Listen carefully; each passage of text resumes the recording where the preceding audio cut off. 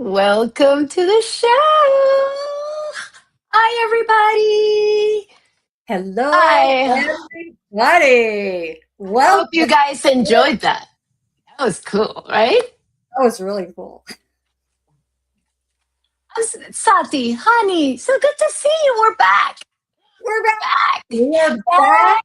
We Not are on crack. ready. We're back. know? Not on crack. It's all about the celebration of life and peeps and all the people that are joining us today.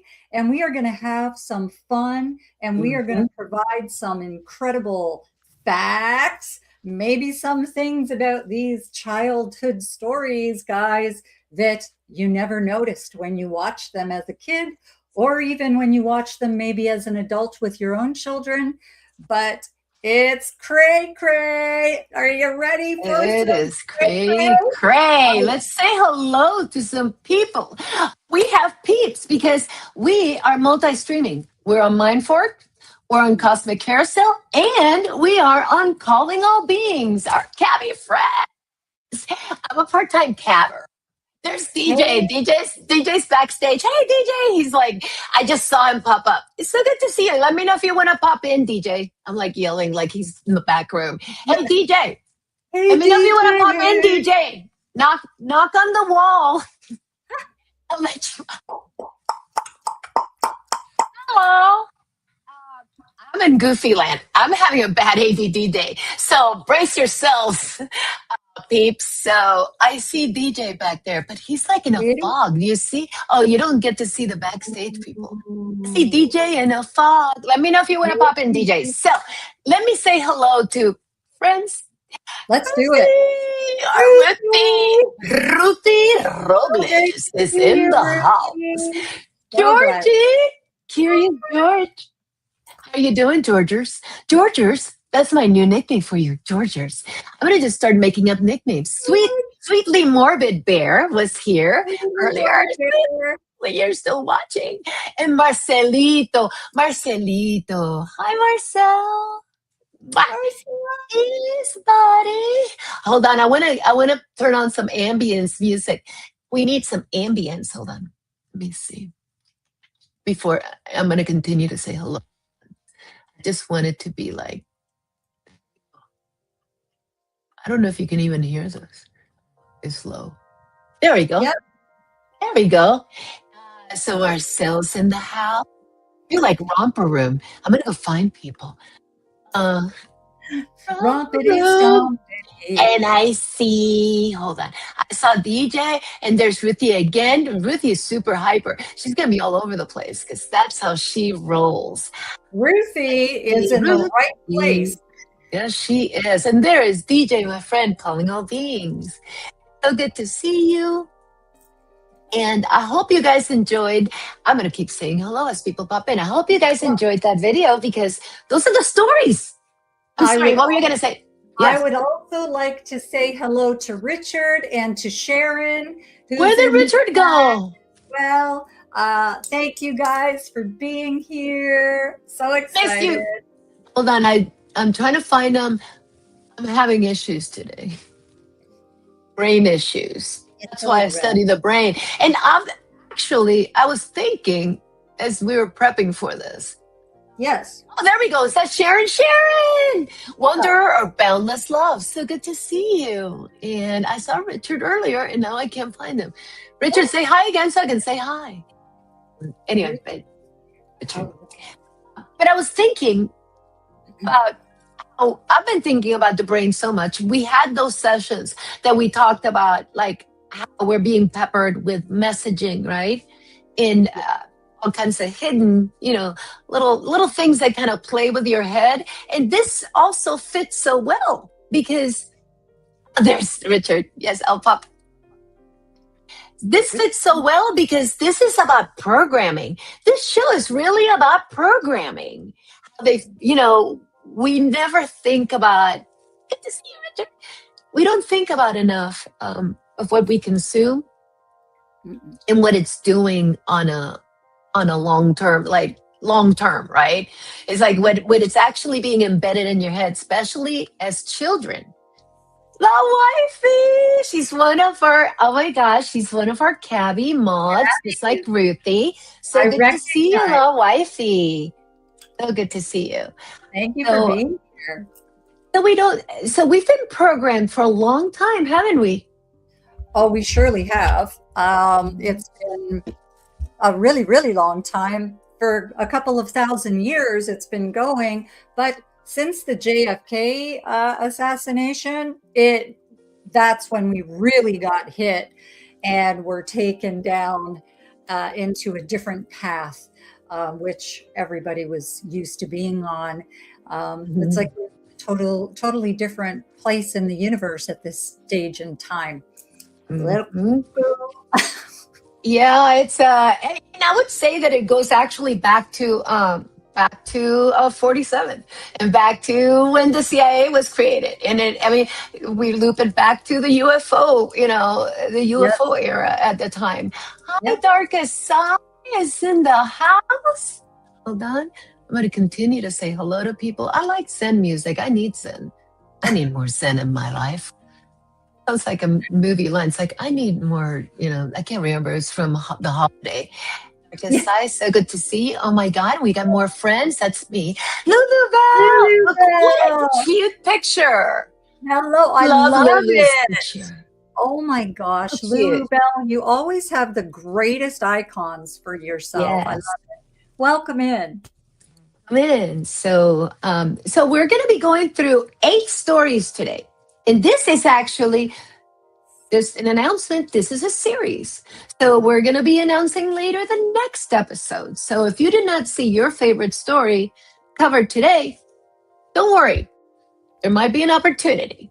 And we're always open for suggestions. So as you go through, bring up the story that you would want to be, see covered at some point, as you kind of, digest what we're about to present. Because Absolutely. We got some really good ones, right? Yes. I'm so excited. You know what? You took the words right out of my mouth, Chris, because I was going to suggest to the chat, everybody that's here with us today, send us what you want to know about too, as far as the children's stories or nursery rhymes or things like that, because we're doing a really deep dive and finding a lot of incredible hidden symbology. So we are definitely open to suggestions. We have already a list a mile long, but I am welcome to suggestions to add to the list if it's not already on the list. So we'll be doing once a month for these shows in this series, and we got lots of other stuff we're going to be doing too that we'll talk about later. So excited.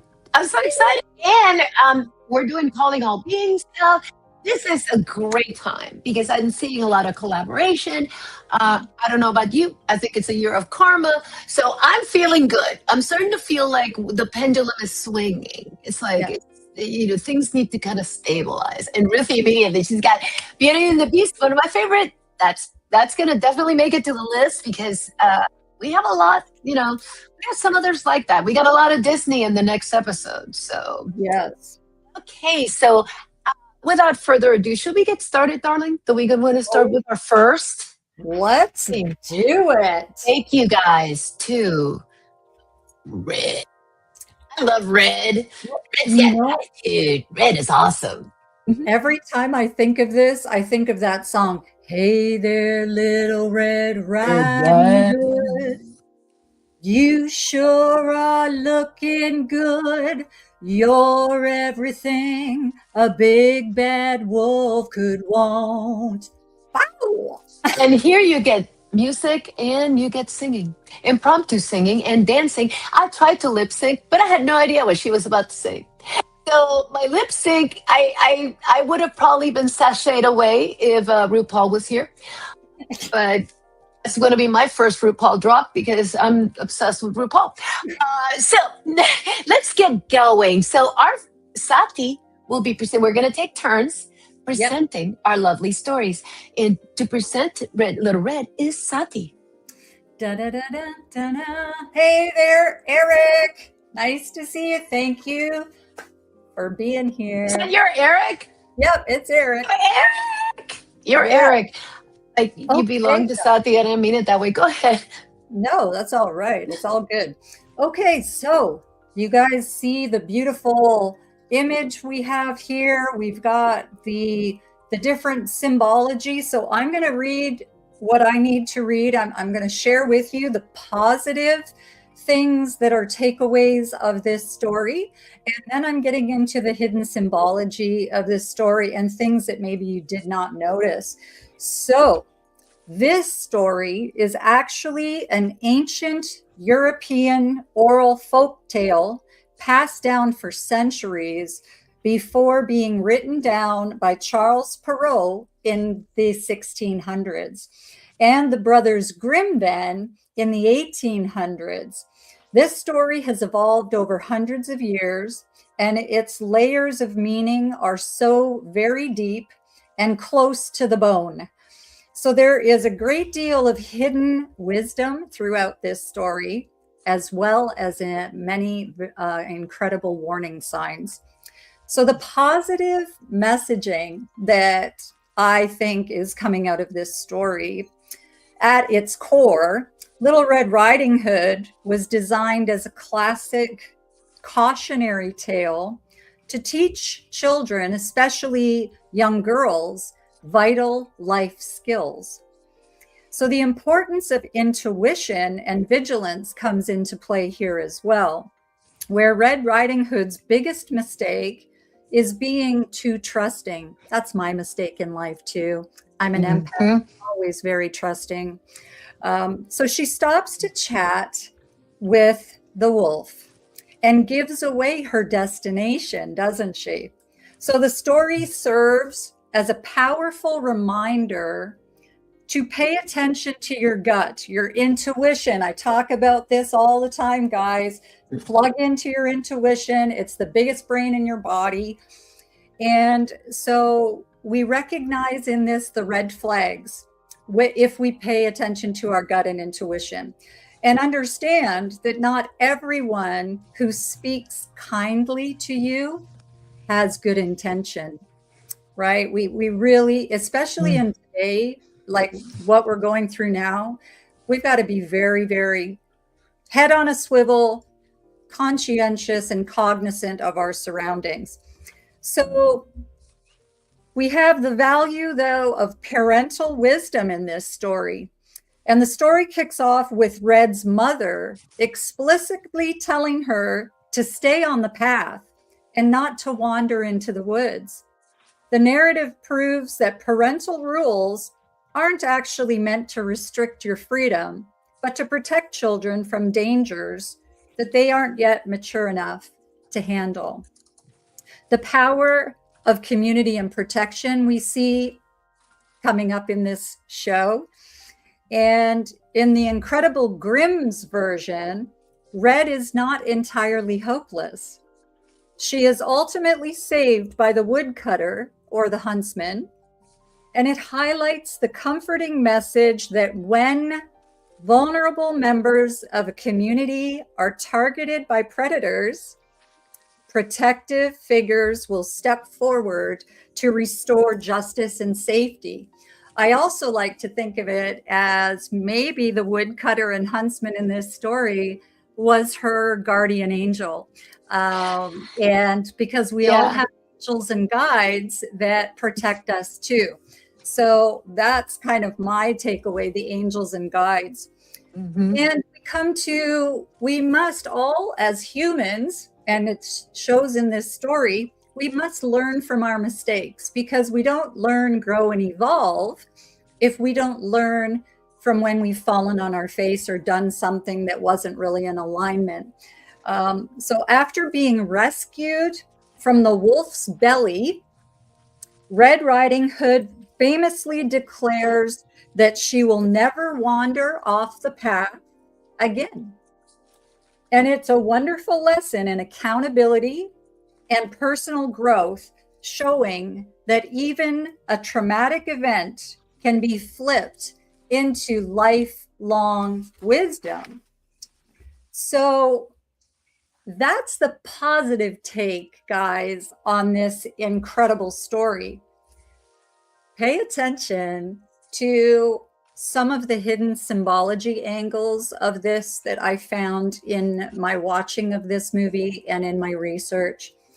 So because this story deals with a young girl and a predatory beast and a crimson cloak, psychologists, occultists, and alternative historians view Little Red Riding Hood as a deeply symbolic blueprint for human biology, for secret societies, and for astronomical cycles. The red cloak is an esoteric marker. Think about that.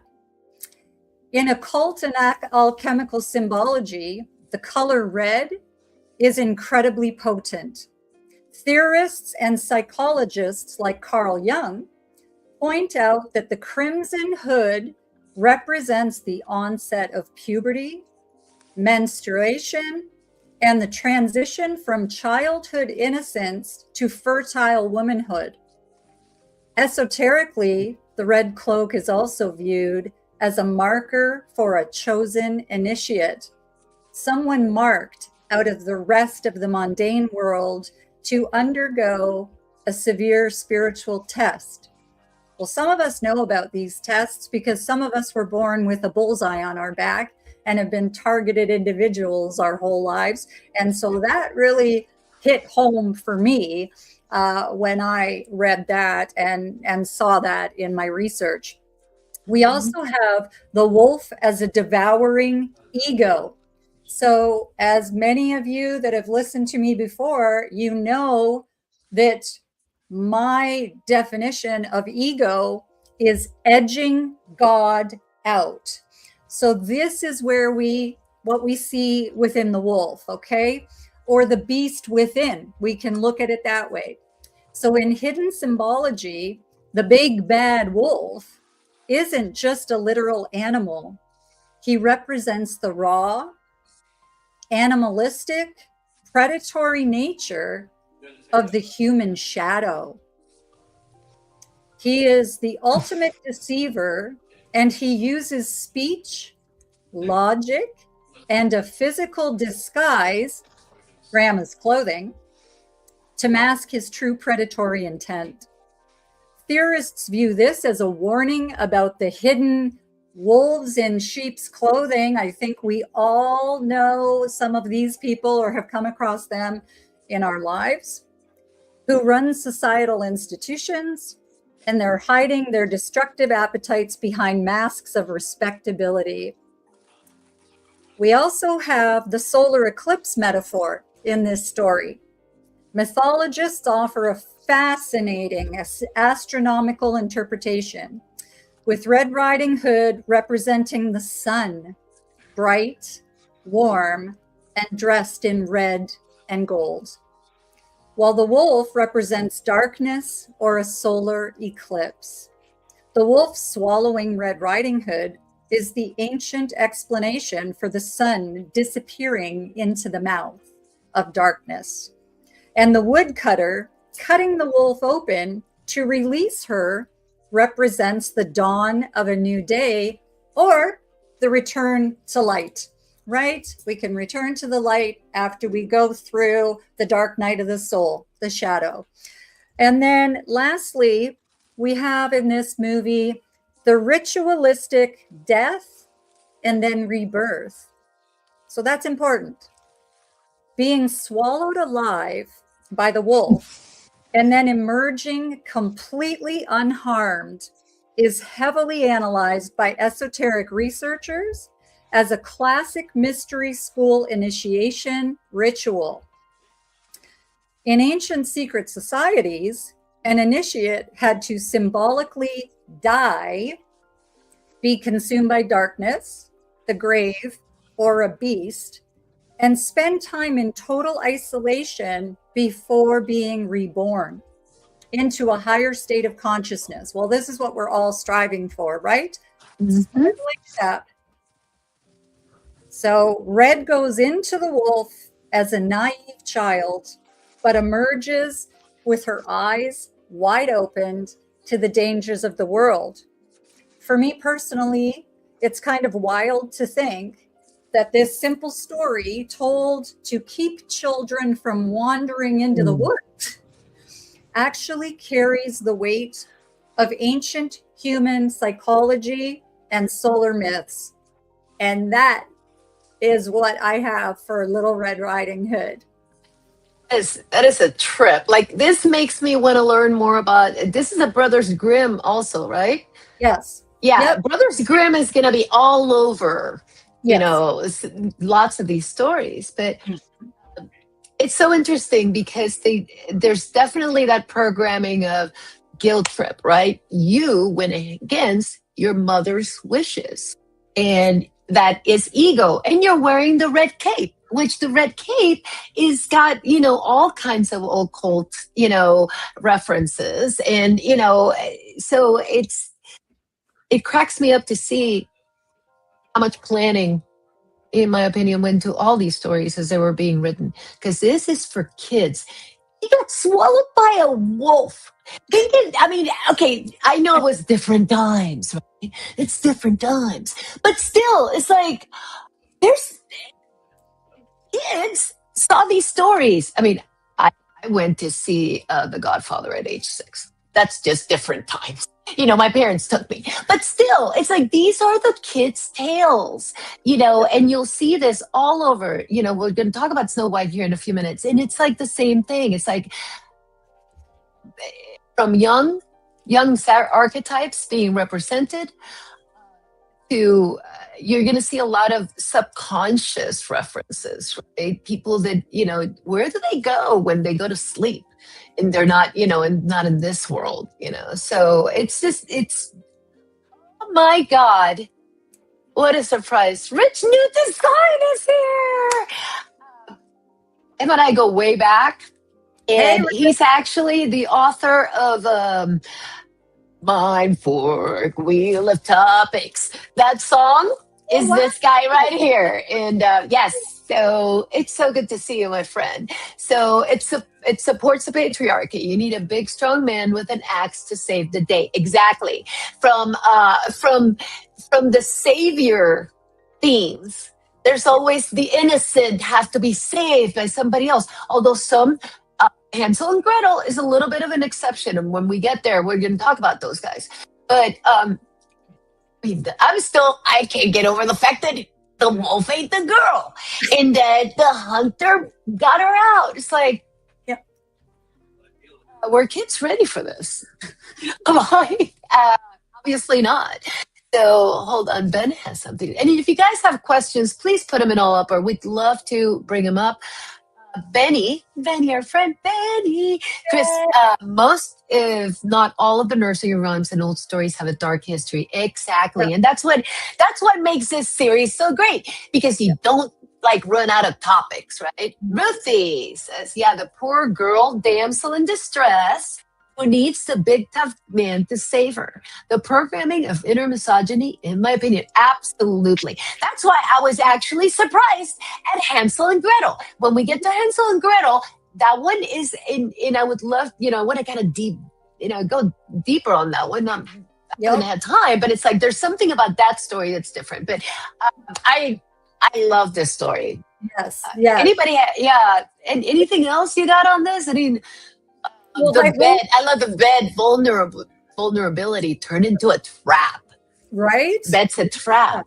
I know, right? And the fact that she, to me, is an empath and she just was so trusting. And I've made that mistake many times in my life because I prefer to trust first. And then if something doesn't go right, then but it also opens your heart up to get really disappointed at times too. Because we just try, at least I do, I try to see and find the good in everyone. So I'm hoping that they're trying to do that too, but it doesn't always work that way. It always worked that way. And I mean, in this particular day and age, it seems like tolerance is optional, and being an empath is like kind of a weakness, and I call BS on that. Yes, for a different show and another topic, because we'll get there eventually. Anything else on Red? I love Red. I love the imagery of Red. I love the fact that she stood out. I'm like a red, like how much more attention could she have gotten? Well, and could have worn neon yellow. Yes. And the thing is, too, is this story is going to come up in our series later through another movie. And I'm not going to tell you the movie, but it was done based on Little Red Riding Hood. And there's some really crazy twists to it. So we will discuss this one down the road as well. Down the road. I'm very excited about that. Rich New Design. Being an empath can truly suck. Yeah, I'm going to say ditto on that. Yes. Rich New Design, which, by the way, fun fact, his name's not even Rich, it's Wes. But I'm still going to call him Rich forever. It's Rich New Design. So go check out his channel, you guys. He does have a YouTube channel, and he is awesome. He's just so much fun. It's just so much fun to hang out with. We used to do Lee's First Floor Audio, and we were there on a weekly party. We would do we would butt dance. I had our chairs just I'd be like really sore by the end of the evening. And that just sounded bad when I said it. But that's when my brain comes up with, truth be told, my name is Richard, so both work. Oh, you see, I didn't know that. Another fun fact. Okay, should we go to the next story? Oh, yeah. You guys are going to love this. Because this was Disney's Snow White. I will now present Snow White. One of my favorites. Who didn't sing Gonna Whistle While You Work? I love to sing Gonna Whistle While You Work. It's like I see the birds. I live in the country. Now I see the birds. And I'm like, this was what Snow White was supposed to be. However, there's two sides to that story as well. So Snow White and the Seven Dwarfs, released in 1937, so that's 10 years before UFO. Snow White and the Seven Dwarfs was Walt Disney's Folly, the first full-length animated feature in history. So think about how much went into this. You're about to feed a bunch of kids a story. And it's like the biggest story they're going to see, and this is going to last forever. You're going to pack it with themes, right? Everyone thought it would ruin him. However, it became a cultural milestone. This story is based on a centuries-old Brothers Grimm. We're going to have to do a show on those guys. Fairy tale. It is completely saturated with deep archetypal, and young. Mythology. There's much light in this film, and when we peel back the layers like an onion, we can examine the heavy occult symbology that theorists love to discuss. We have theorists in the room, don't we? Yeah, we love to theorize. So, okay, so let's talk about the positive side. The things that, the more overt messaging behind the story. On a human level, Snow White is a beautiful meditation on inner beauty, work ethic, and the power of a pure heart. She was so innocent. She did so much. Of course, she didn't have to do much because all the animals did all the cleaning. We're going to talk about that, Benny. Hold on. Okay. So, inner beauty outshines outer vanity. The evil queen is obsessed with physical perfection. But her vanity makes her ugly, bitter, and murderous. Because you can try to be pretty on the outside, but if you're ugly on the inside, it doesn't matter how pretty you are out there. Snow White, on the other hand, possesses a beauty that radiates from her kindness, her love for animals, and her gentle spirit. So very connected to the earth, this one. The movie teaches that true beauty is a reflection of the soul, the dignity of work and optimism. Big theme. When Snow White finds the messy cottage, she doesn't sit around feeling sorry for herself. She could have sat there and be like, oh, it sucks. No, she didn't. She actually rolls up her sleeves and sings Whistle While You Work, a theme that still I do. So I was properly programmed, obviously. So the film's champions the idea that a positive attitude and a good work ethic can transform a drab, chaotic environment into a sanctuary of peace. Yes. To which I say, I don't think so. Hospitality and symbiosis. The relationship between Snow White and the dwarfs is a beautiful picture of mutual care. She provides them with a warm, clean home and emotional nurturing. They provide her with physical protection and companionship. It celebrates the power of community and looking out for one another. The ultimate defeat of jealousy. This is still in the positive. So the queen's jealousy literally consumes her. So it's bad to be jealous, right? Driving her to transform into a hideous hag and ultimately leading to her destruction when she is struck by lightning and falls from a cliff. Again, a kid's story, people. How many cliff dives do you see in a story today? I have to do the head. Okay. Yeah. So this movie sends a clear message. Envy is a self-destructive poison. So that apple is envy. Mm-hmm. It's full of envy. Which, envy is horrible. So those themes are true. But here comes the dark side. The dark side of the moon. Oh, how did that change? Hold on. How did that change? Hold on a second. There we go. That was Camera one, camera two. Camera one, camera two. The hidden symbology. Snow White is arguably the most symbolically complex film Disney ever produced. It is viewed as an allegory for the descent of the human soul into a material world. So let's talk about the magic mirror. Magic mirror. So that's like an affirmation machine, man. It's like she would just ask it, who's the fairest? Who's the fairest? Who's the fairest? I just want to know that I'm pretty. That is all I want to know. Who is, okay, that's you. I'm like, who is chatting on my behalf? That's right, that's you. Sorry. So here we go. The magic mirror is the classic esoteric symbol. It represents the anima mundi, the soul of the world, or a dark form of divination known as scrying. In conspiratorial circles, the face in the mirror represents a detached, demonic entity, or a manifestation of the queen's own fractured narcissistic ego that constantly demands external validation. It's like they just can't stop. Oh, here's the fun part. Alchemical colors and the triple goddess. In alchemy, the great work, transforming the soul, relies on three primary colors. Those colors are black, white, and red. We go back to the red. The red's going to just keep being a a topic here. Hold on. I want to say while I'm doing this, hello. Hey, Nine Mind Health. Hi. And we got Stin Stone over here. We got all kinds of stuff. I'm gonna keep going. Alchemical colors. So the black, the white, and the red. Look at how Snow White's mother describes her in the original tale. Skin, a white as snow. Lips, red as bleed, and hair as black as ebony. So, or blood. So Snow White herself represents the alchemical prima materia, the pure, uncorrupted soul. She also embodies the maiden aspect of the occult, triple goddess, while the queen represents the crone.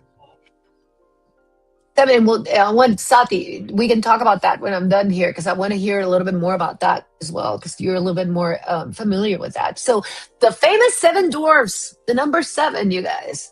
In esoteric interpretation, the seven dwarfs are not just cute little characters. They represent the seven classical planets, ancient astrology, the chakras, seven planets. So chakras, the energy centers of the human body, and they work deep in the mines, digging for diamonds and gold, a literal metaphor for minding the subconscious mind for spiritual riches. I find that twist very interesting myself. So each dwarf represents a specific human emotional state. Think about it. It represents how we feel. It's like you got sneezy, you got sleepy, you got, grumpy. Dopey. And I love Dopey. I love Dopey. Easy. Dopey's my friend. Oh my God. Dutch flies in the house. Let's say hi to friends real quick before I go to the last part. I can't see it. I'm ADD, so I'm like, I can't seem to get through my presentation. It's going to be a long show. The poison apple and the fall of man. The apple is the ultimate biblical and occult symbol of forbidden knowledge and temptation, directly mirroring the Garden of Eden. It all goes back to the Bible. Let's wrap it back up into, let's make sure we go back to the Adam and Eve sin, the tree of knowledge. Let's not seek knowledge because knowledge is bad. The evil queen dressed as a cloaked hag representing the serpent who coaxes Snow White into tasting the apple. Eating it, Snow White enters a sleeping death, which esoteric researchers view as a metaphor for the human soul falling into a state of spiritual amnesia. Sound familiar, anybody? Spiritual amnesia? Is that what we're suffering on a daily basis? Maybe it's because we listen to all this. So, which esoteric researchers view as a metaphor for, or spiritual slumber within the heavy physical matrix of world. So, alchemical marriage, the prince's kiss. Of course, a guy needs to come save the day, right? So, the prince is often criticized for having no personality. However, he doesn't really need one. Because he really doesn't represent what you think. He represents the animus or divine masculine spirit. His kiss isn't just a romantic gesture. It represents the alchemical marriage or reunification of the physical soul and the divine spirit. So, it's a trip to me that all these messages are embedded into these stories. Yet, all I remember is whistle while you work. But my subconscious in there heard the whole thing. Mm-hmm. Talk to me. What do you think of that? Tell me your thoughts.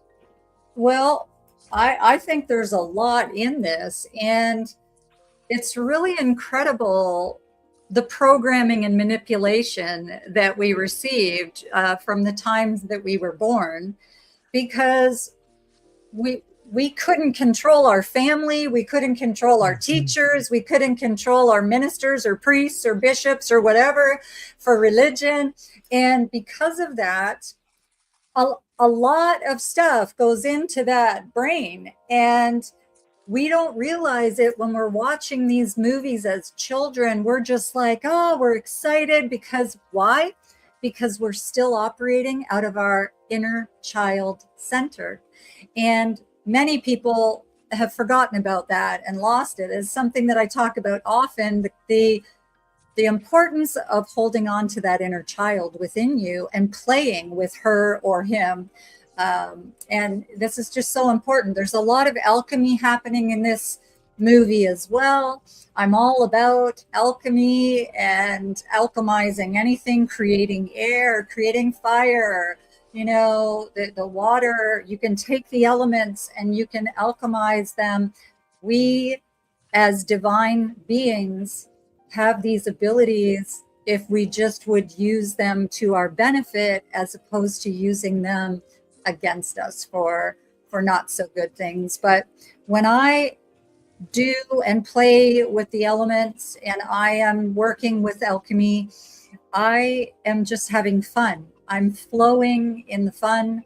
But this stuff here, it's crazy. It's crazy, the stuff that has filled our minds and the stuff that our parents thought, oh wow, we need for them to watch this. We need the girls to watch this. And they thought it was all great, Because they were programmed too. Exactly. And I did the same thing. I didn't think about the meaning behind, Wally or none of these movies that later on came. And I mean, I had a boy, but if it would have, so we didn't watch a lot of the girl stories of princesses. But I mean, we went to Disney and we were wrapped up, it's like, but when the thing that makes me sad is that once you see it, you can't unsee it. So that innocence is lost. Yes. But innocence lost. The nice thing is children, for the most part, because of the innocence of children, they don't see it, which is really amazing to me. So they're finding the fun, they're finding the positive, they're finding the fairy tale, they're finding the beautiful princess in these stories and the happy ending. And see, I think a lot of these stories were made for adults too, in that the adults are the ones that could find more of the hidden messages or the adult themes in them, where children, because of their purity and their innocence, and all of them are pure and innocent when they're children, they are seeing something completely different. And that is the saving grace in all of it. The problem is that at some point in their life, it could become a massive trigger mechanism for something that might come up in their life. And then they might get triggered into something that's not so good. And then they have to try and figure out why the trigger is happening. So this stuff goes really, really deep. And we have to get to a point, guys, where we're unlearning everything that we were taught, because it was all manipulation. It was all programming to try and keep everybody in line. And we're not conforming to that. We are saying no to the conforming, and we're all going to become nonconformists and say, no, I get to make up my own mind. But these stories, they also have every emotion, don't they? So you can laugh, you can feel all in your lovey emotions in the heart. You can feel angry, you can feel scared. There's so many emotions that, I mean, it makes you go, what am I supposed to be feeling right now? Because it's going from here to here to here to here to here to here to here. And to me, that's very confusing, right? And to keep a child confused is to better manipulate a child moving forward. Yeah. And that's the point of the whole show, is really to start showing people some of these hidden messages, and that things, don't leave things at a surface level. Just look at what you're reading. Really look at what you're reading. Don't skim over it. Don't assume you know the meaning. So, Ben, quick question. Did you know that the Rothschilds and Rockefellers were put in prison in the 30s by a particular government that we did not like? That's going to go into the other show, but we'll talk. I didn't know. So, did you know that? Yes. And also, too, I did thank you, Ben, for that. You're absolutely correct, Ben. And Ewok also sent a message through. That one, and also very correct. And this is why I cringe when people go to Disneyland or Disney World anymore. It's like, no, don't do it. Don't do it. Because we all know what that's about. So Yeah. Anybody have any questions on Snow White before we move on? Because we have like 6 more of these. So we're gonna move on to the story of Cinderella. Cinderella. I love the mice. I got caught up in the mice. They're the fairy godmothers. They were just so cute. And, again, everybody wants a prince that saves them from doing the laundry by hand. Tell us about it, Sati. Well, I would like to say this. Miracles and magic happen every day if we allow ourselves to be plugged into the divine realms. And we can see this clearly in this story of Cinderella. I have to say, honestly, when doing the research for this movie, and just while I'm researching it, it's taking me back into my remembrances of watching this as a child and then again with my children. And there were some things in it actually that's so bizarre and I wasn't expecting it. I was triggered. I had some triggers happen when I'm looking into this because of similarities to some things in my life when I was a little kid. So it's a very interesting story. And it was created in 1950, an absolute crown jewel of the golden era of, again, Disney.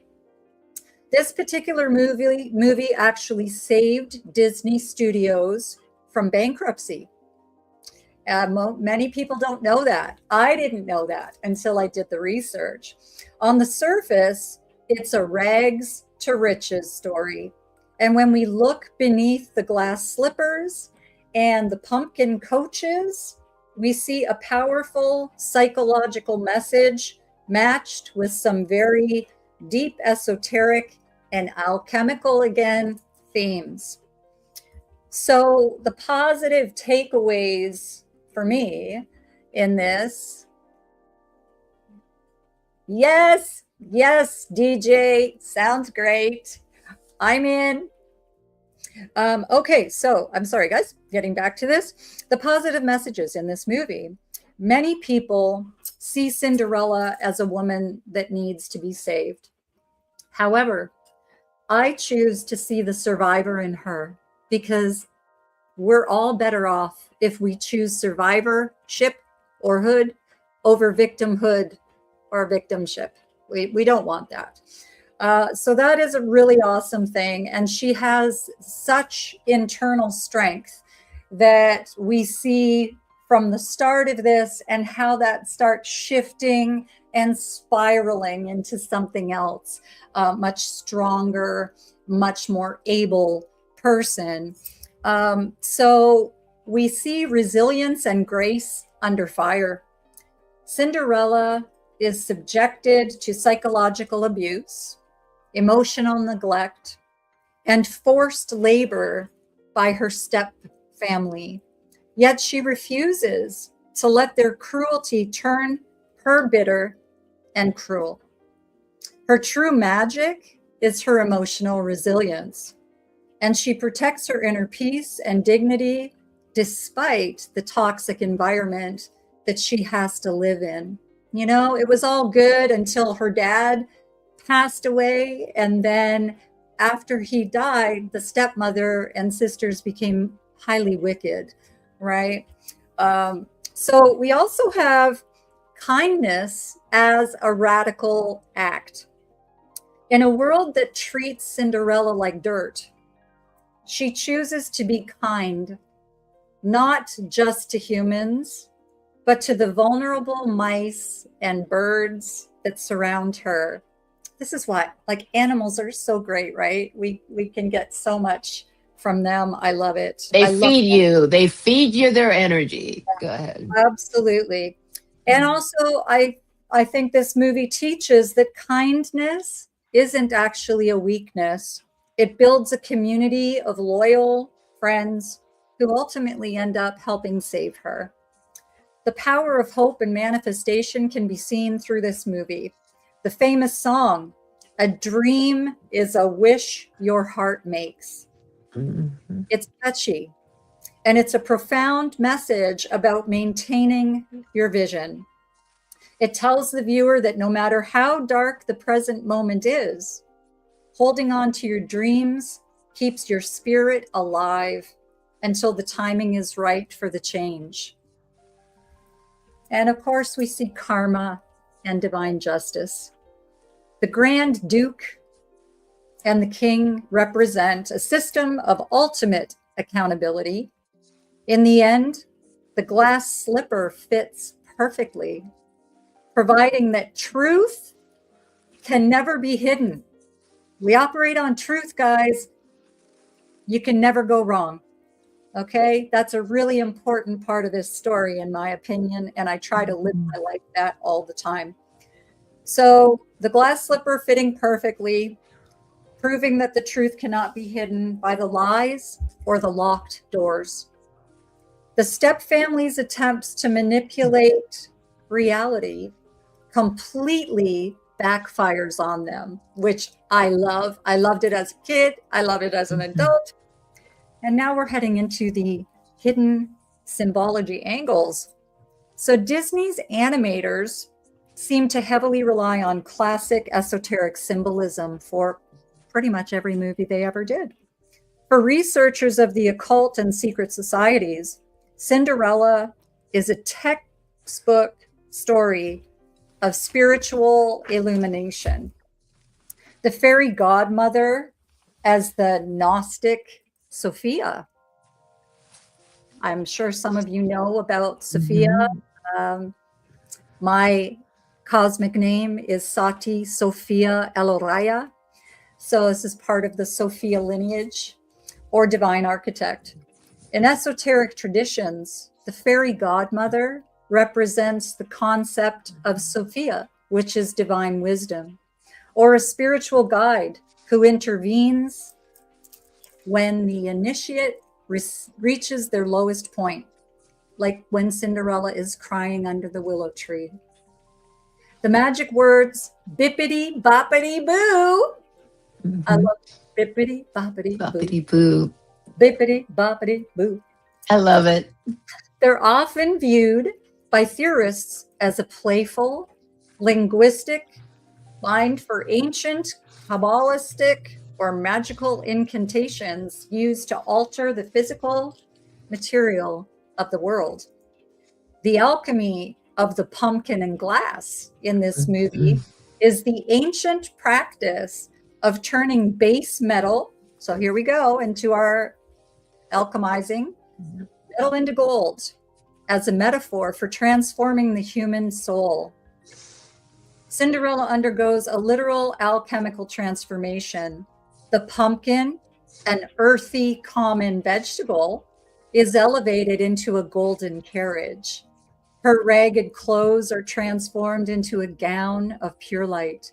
And the glass slipper is the ultimate symbol of the refined, purified, soul transparent, unyielding, and perfectly formed.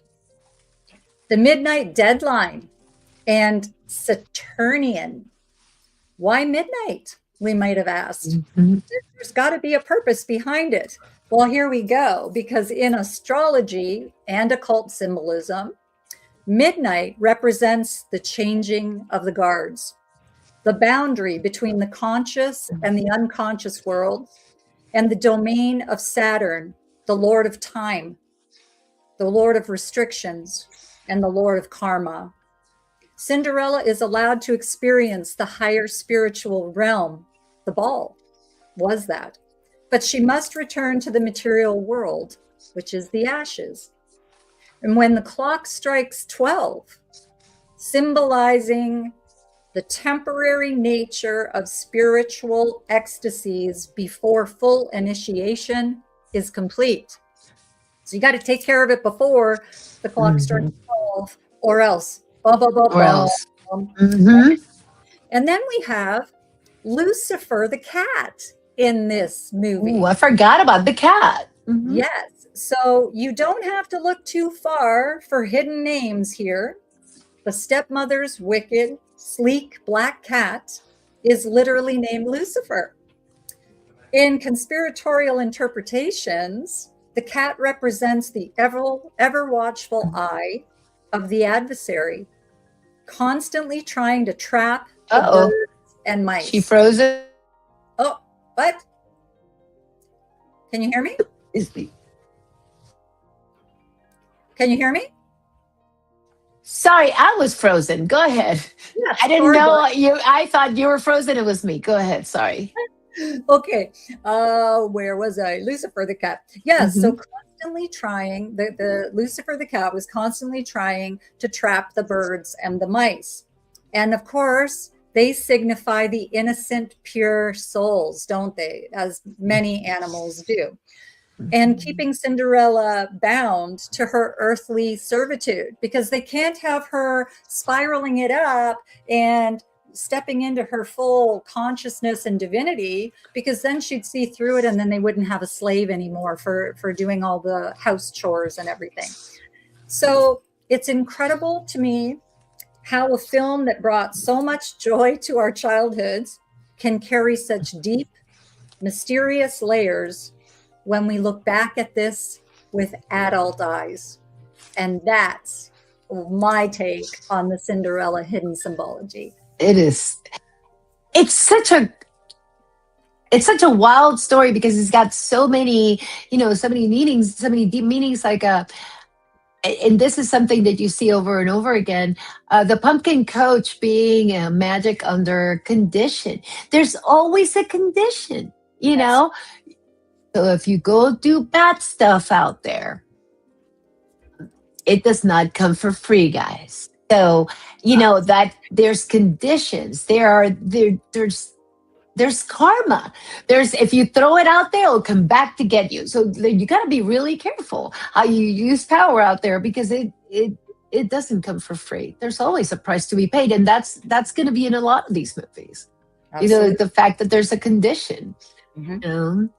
Yeah, and I mean, it's so incredible, because I love that we're doing this, because it actually makes us, not just with what we're presenting, but it will make us and others, when they're watching a movie or listening to something, it can kind of make you go into that consciousness and see, what is it doing to my energy, right? How is it affecting me? What is my intuition telling me? Because hey there, Cindy. Hey, back from Barcelona. Barcelona. She's fancy now. She's fancy. Good to see you. I love you so much, Cindy Lou. Go ahead. Keep going, Sati. I love the story so much. I mean, everything in the story, and against the prince, doesn't really mean what you think it means. It's like, it's just, in her case, it was more power, worldly power, like, hey, I need a favor, man. I'm cleaning stuff all the time. It's like, I want to be taken care of. Yeah. But, the thing for me with her is that she was so kind of naive with that, and the purity of her soul. Like, I found her so pure of soul that she just took it all. And then she didn't ask for really anything, and that's why the fairy godmothers are coming in and they're helping her out, and like the mice, and they're just, the way that they pull in the birds, the mice, and they're putting all this together for her, because she cared about them, because she showed them love, and they wanted to do something nice to her or for her. And then with the prince, when they're going around because of the glass slipper, that to me is so symbolic of truth, because she wasn't looking for anything. And the wicked stepmother and the stepsisters in this story, they were horrible, and they thought for sure, no, they didn't even tell anybody about Cinderella being in the attic, locked in the attic. They were like, no, the shoe is going to fit me. No, the shoe is going to fit me. No, knowing full well that they never wore a glass slipper to the ball. They never did. So when they see Cinderella, and they said, everybody in the kingdom has to try these on until they find the person it fits, she was so just pure of heart. And it was something she didn't have any expectations to. And that's kind of what I took from it. And I love that in the story, that she wasn't asking, she wasn't bothering people to save her or to help her. And because of who she chose to be, the pure heart and the innocence, the truth worked out in her favor. And it's basically giving a message, right? And now we have two stories. We got Snow White and Cinderella, in which, because of their pureness of heart and because of they loved the universe gave back. Mm-hmm. All of a sudden, you have mice making dresses. On the other way, it's like you have all these birds cleaning house. It's the message that if you are truly connected with the universe gives back. For those that are not connected with the universe, they don't get those, benefits. Yeah. To me, that's like kind of like it's starting to kind of spin in my head. So, I was just going to respond to Ruthie there. Yes, I think about the deep meaning of things I read, watch, and listen to. Now we'll try to notice and look even more closely. I didn't pay attention for so long, Ruthie, and stuff just kind of squeezed through, and it's in there. Well, it's in your head. And it's like you have to be aware, because otherwise your subconscious just kind of like going on autopilot. Well, we play games at home all the time where we're watching something and we are literally seeing things in anything that we're watching of hidden symbology. And so I'll call it, or Eric will call it, or whatever. Mm-hmm. And it's just like, good call, good catch, good catch, good catch. Because that's how we're looking. It's like we're dissecting everything we watch as we watch it. And I love that. I love it. It's like we're like, really looking. Yeah, we're not going to leave it on, stone unturned. So what if this is an interesting twist. What if the animals and fairy godmothers were all there acting for the benefit of the prince? They were tasked with finding the perfect mate. Now, here's another twist.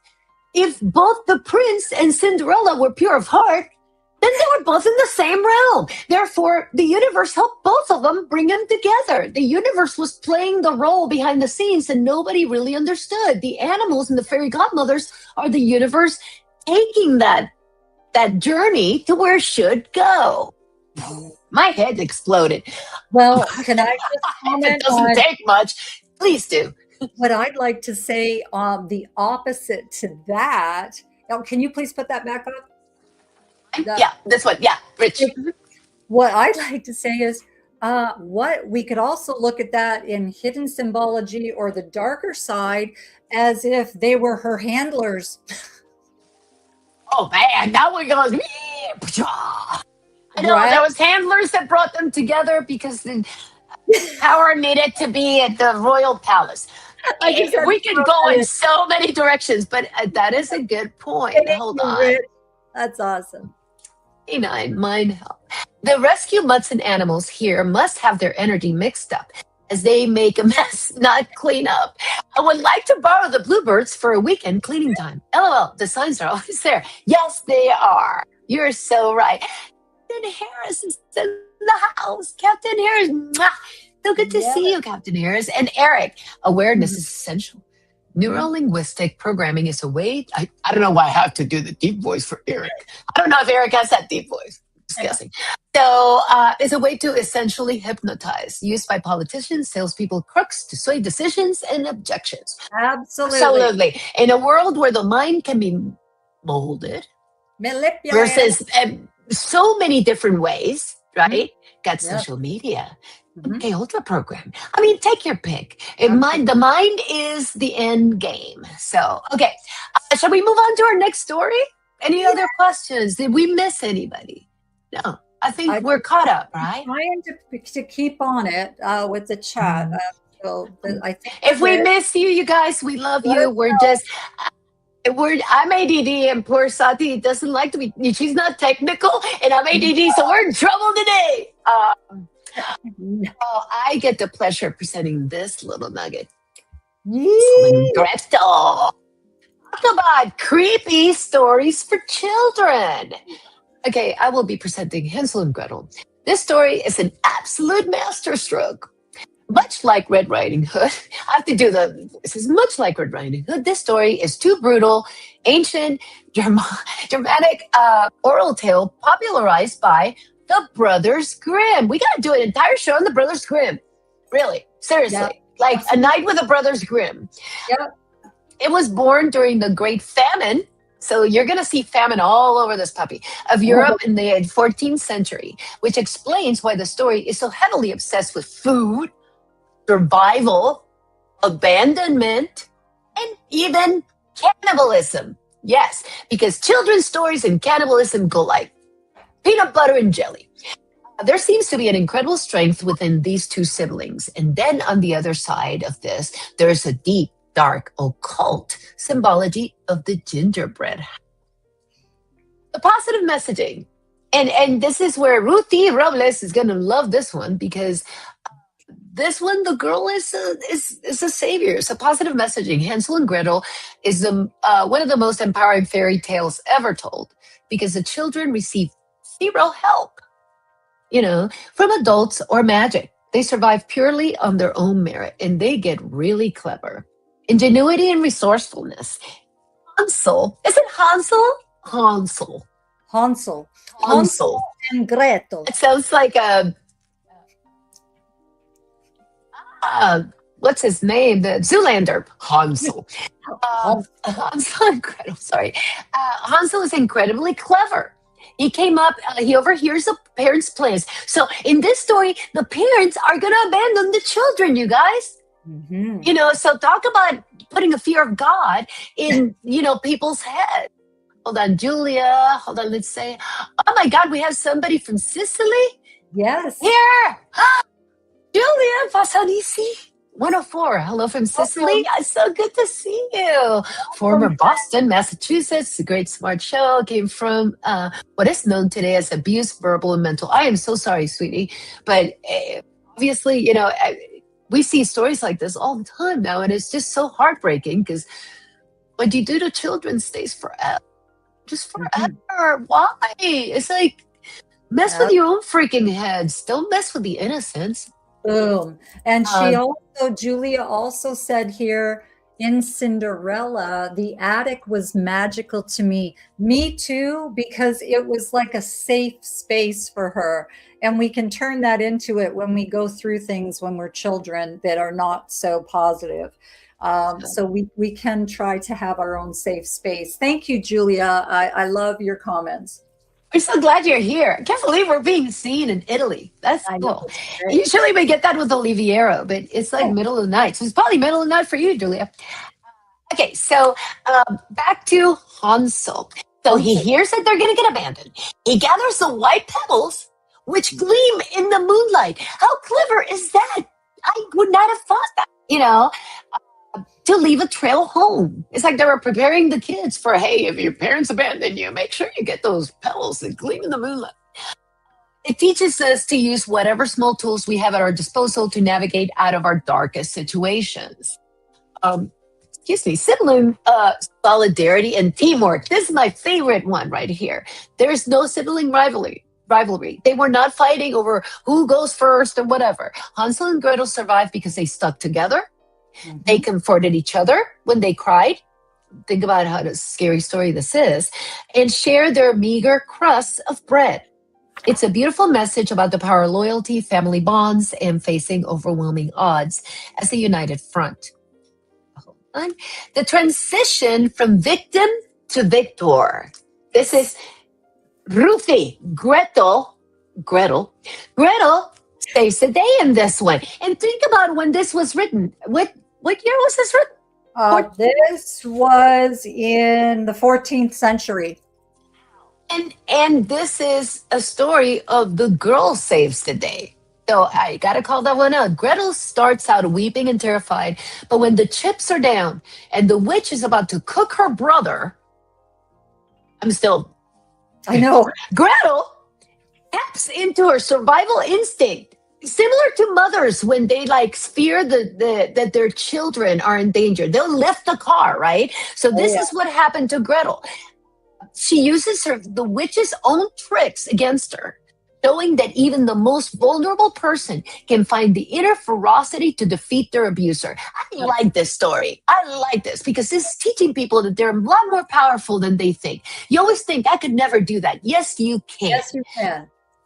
I am at a 12 now. I'm at a 12. Overcoming despair and finding your way home. The woods are vast, dark, and terrifying, but the children never stop. The ultimate message is one of hope. Mm-hmm. No matter how deeply you have been abandoned or lost in the woods of life, you possess the capability to find your path back to safety and abundance. Absolutely. Love that story. Now, brrr, to the hidden. I have to do the sound effect. Brrr, brrr, brrr. Remember this? Brrr, brrr. Wayne's World. Wayne's World. Party done. Excellent. Brrr. The hidden. This is live. I forget I'm live. It's like we're having live. a regular conversation. We just never even realize. This is there forever. So when occultist historians and psychologists look at Hansel and Gretel, they see a dark allegory about temptation, spiritual processing, and the dangers of the material world. Or the Matrix.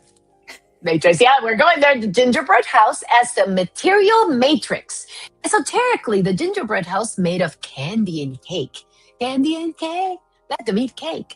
And sugar, because sugar just helps, represents the ultimate trap of the material world's sensual pleasure, gluttony, and superficial desires. This is like the white van of the 14th century. Hey, come here and get my candy. This is exactly the white van, white creepy van without mirrors or windows. Children are starving, spiritually empty, and they greedily consume the house because eating a house, it makes sense. In conspiratorial interpretations, the candy house represents the modern consumerist illusion, like the steak versus the slop, right? Or the matrix, something that looks sweet and comforting on the outside, but it's designed to entrap your soul and consume you from inside out. Because that's what we want to teach our children. Kim P is here on the Gabby channel. We are being multi-streamed to Calling All Beings, the Carousel, and Mindfork. To do the voice, please visit those 3 channels and subscribe. Hey there, share and comment. Hi, yes. Gabby says Kim P. UK. We're in the UK too. We're all over the world, global. My family is the UK. There you go. I've never been to the UK. I've been to Paris. Okay, so here we go. The witch is the devouring mother archetype. In Jungian psychology, the witch represents the devouring mother, or the shadow side of the feminine. While a true mother nurtures, the devouring archetype seeks to possess, control, lock up, like Hansel in the cage, and literally feed off the energy of the youth. So, with that said, hold on. I'm UK too. That's Betty. I knew that. Yorkshire. Or Baby Yorkshire, as I say. BMR's in the house, everybody. Bigfoot, Michigan Rock. We have to do a Bigfoot show. I don't know why I did that in song.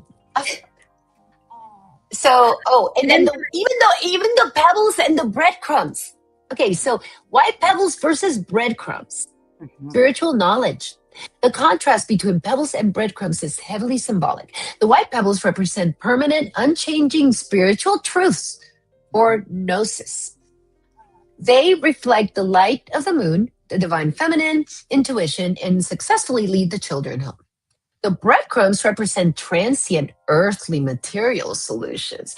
So even the thing itself, yes, I'm going to get that question in a minute. Betty, hold on. My word is Benny's fault. I'm just kidding, Ben. Love ya. Because they're material and they're devoured. Because they're material and they're devoured by birds. Again, that would be the wrong choice, right? So there's always a payback. You take the shortcut, you take the bread instead of the crystals or the pebbles. Because the materials, because they are material, they're devoured by birds, leaving the children completely lost. It's a hidden message to trust permanent spiritual values over temporary temporary material fixes. The oven as the alchemical, again, alchemical, that's every story has this and is for a reason. For alchemists, the witch's oven is not just a cooking tool. It is the athanor, the alchemical furnace where the base elements are heated to be purified. By showing the witch into her own oven, Gretel effectively uses the alchemical fire to destroy the corrupt dark ego, which is the witch. So the children then find the witch's chest filled with golden pearls, symbolically by conquering the dark trial of the oven, transformed their trauma into spiritual gold, returning home completely transformed and enriched. Alchemy. They came in one way, came out completely different.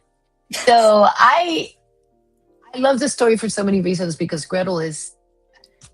Gretel transformed herself. She did. She found a way to save her brother. She found a way to save them both. And she was cunning. I think she was a witch. I think I think that Gretel had a power. Gretel was chosen. Gretel had a power. I mean, Hansel, not to take anything away from poor Hansel, because he's, seriously cool and very, very clever. But at the end of the day, it was her knowledge, her power, her ability to pull out of that thing that gives you that strength to do something that you got to do. It was survival. It's a law of survival. We see the spiritual, we see the universal laws all over these books. Absolutely. So, and, for me, I look at Gretel and I'd like to think she was praying and to her angels and guides, or to the other side of the veil, to God, to Yeshua. What do I do here? What can I do to save my brother? And she just she pulled it out of thin air and she did it. And I just love that girl for that. And it's a champion, she's a champion for little girls, that even as a little girl, you can still have power. You can still tap into the divine realms and find your super powered abilities, and do something about it. So I love it. I think that this was one of the darkest children's stories ever, because, I just don't understand why my mom wanted to sit me in front of the television and watch a witch that did cannibalism. It's whoa, that's kind of crazy. You don't expect that. And I mean, again, Hansel and Gretel. In my little feeble mind, I'm like, oh, it's such a cute story. That's what I remember, right? It's such a cute story. There's candy, right? The kids are focused on the candy house. Everybody eat the house. Yeah. Says no one. Even candy, gingerbread homes. Nobody eats that. I bake. Nobody really eats them. I'm sorry. Maybe you do. No. Or whoever does, I don't mean to offend. So Betty's a question. Have you seen the film Civil War?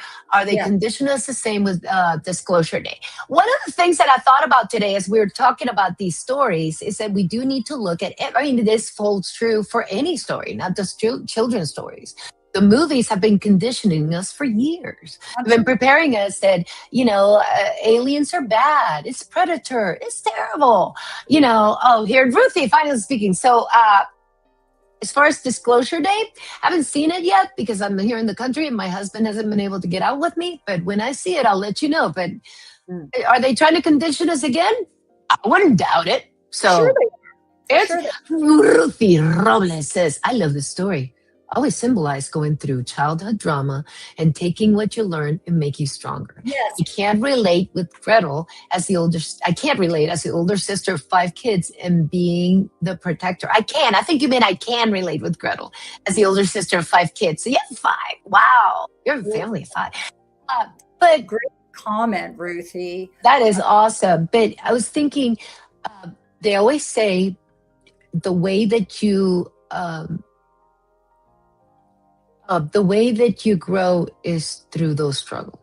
Mm-hmm. The trauma actually transforms you. Absolutely. You feed off of it. So it's wild because, a lot of You can turn that trauma, turn that trauma around, or let it sink you. I mean, it was terrible that it happens. Yeah. DJ's asking is guessing that Disclosure Day is only in theaters. Yeah, I think so. unfortunately, they're not going to have it at home anytime soon. It's a I tried Spielberg, so last night, and it's like, no, theaters only right now. yeah, I also I have to go wanted to to, Sherman. I wanted to respond to Benny as well. Hmm. Because I did see Civil War, and Oh, that cool. that movie was pretty telling. And I think that with the state that we're in right at this point in time, especially in the United States, that movie I just watched again the other day because I thought this kind of stuff seems to be kicking off a little bit right now, and we need to stop this insanity. But I would really love to do a little bit of a deep dive on those types of movies, those like Civil War and Disclosure Day when it comes out. We're And going to yeah, be doing movies, like not just kid stories. So part of this thought is like maybe we do an M Night night, a night with M Night, yes, or some other movies that we include, that because the movies are shaping us, and they say it. The movies shape us. Isn't that their motto? The yeah, movies shape us. So, and totally agree with you, DJ. Ruthie Robles is an amazing person. And having said that, real quick before we go to the next story, the Calling All Beings clan is going to be having a show this Wednesday with a lot of people that you're talking in the chat today. It's Cab Mod Squad. So they're turning the tables and taking the mods from the chat are going to take over the cab. So that's please tune in on Wednesday for this awesomeness. I'll be there. This is going to be so fun. The girls good. love these topics. So, you want to go to the next story? Anybody? Anything else on Hansel and Gretel? Hansel. I don't think I do. I just am trying to see these comments here. Oh yeah, once we see. Oh, here we go. Oh, and Ben also put. Hold on, K9. Once we see things on TV, movies, it is not as hard for our brains to sort through the information. E.T. when young, now Disclosure Day. It will take ages to get to Aussie land. Let us. Oh, he's in Australia. Hi, Benny. That one, right? Yes. Yeah. Yes. Interesting. Is I agree 10,000%. Another on is a TV series, not conspiracy, but interesting. Is The Man in the High Castle. I know that one. I know that one. Cool. Yeah. So we got to take notes. We'll go through the chat and take notes. And see, and then DJ Jules Akashi, Boston Via, Captain Jerry Harris, and Ruthie Robles on Cab. Be multi-stream to Mindfork. We're going to have a great time, and poor Ruthie is a little nervous. Please remind her. Please tell her, where is she? Hold on. Where's the comment? She put something like, here we go. I'm so nervous and excited. You can ask Sati. I get super nervous every single time. I was doing it earlier today. It's true. Once you're on, it's like, boom. Yeah. And you know what? If I can suggest something, prior to hopping on, to get yourself, instead of in your anxiety, put on one of your favorite like power tunes and just bug out to that and dance to that. And then right before you go live, just do some deep breaths in through the nose, hold that breath, blow it out through the mouth. It'll recalibrate you and get you ready and calm for going live. I have faith in you, Ruthie. You're freaking amazing on here. Absolutely love how much you are a part of this. When we do our shows, you're always, you're just commenting and adding so much, and all of you do. Like, you guys are amazing. So you're going to do great, and I'm going to watch the show Wednesday because I can't wait to see you. Okay, this is awesome. I was about to say, her hype song is going to be Thunderstruck. Yes, mine is Motley Crue's Kickstart My Heart. I love that.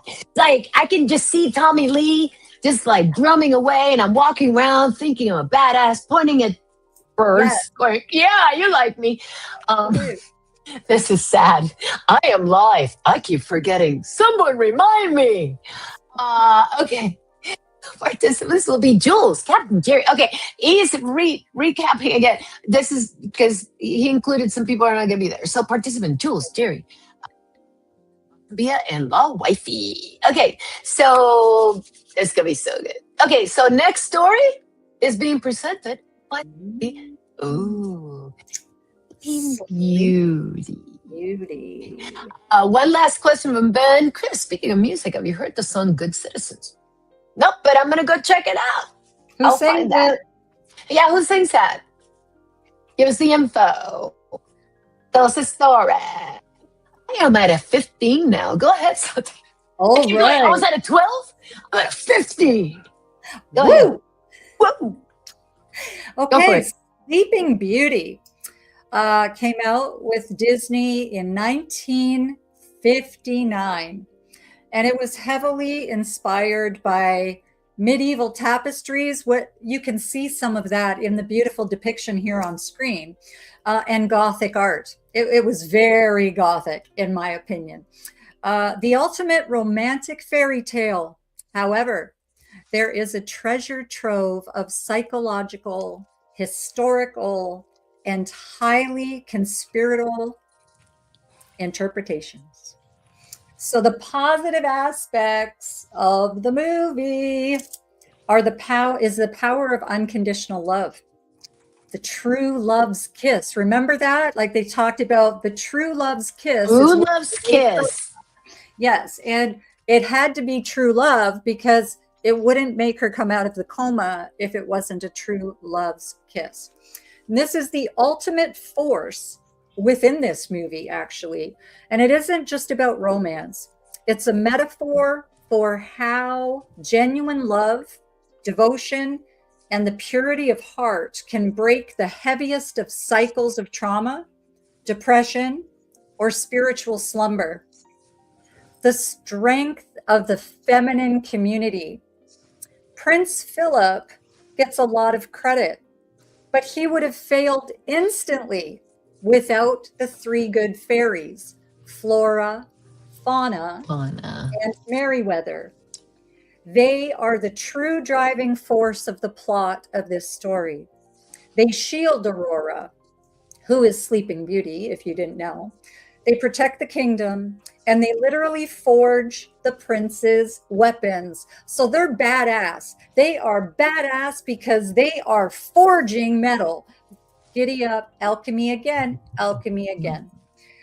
So they did his weapons for him. They forged his weapons, and it highlights the protective, nurturing, and very fierce power of matriarchal community.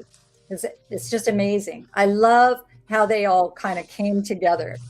Mm-hmm. There's nature and simplicity before materialism in this movie.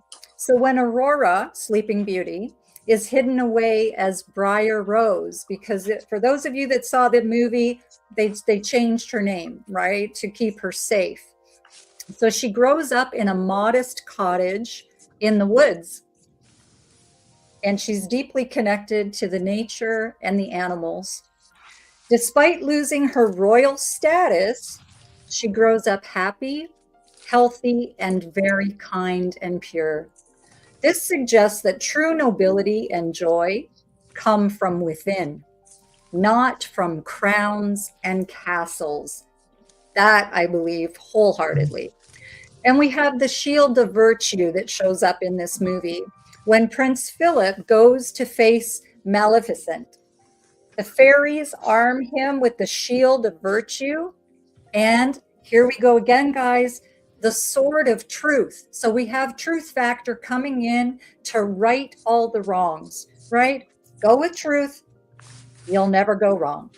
Mm-hmm. So this sends a message that when facing overwhelming malice, your strongest defenses are honesty, integrity, and moral courage. So then we are going to look at the hidden symbology, because there is quite a bit of it in this movie. And when you pull back the curtain and look at the film through esoteric and occult or psychological lenses, Sleeping Beauty becomes a story that is deeply rooted in secret societies, alchemy, and dark archetypes.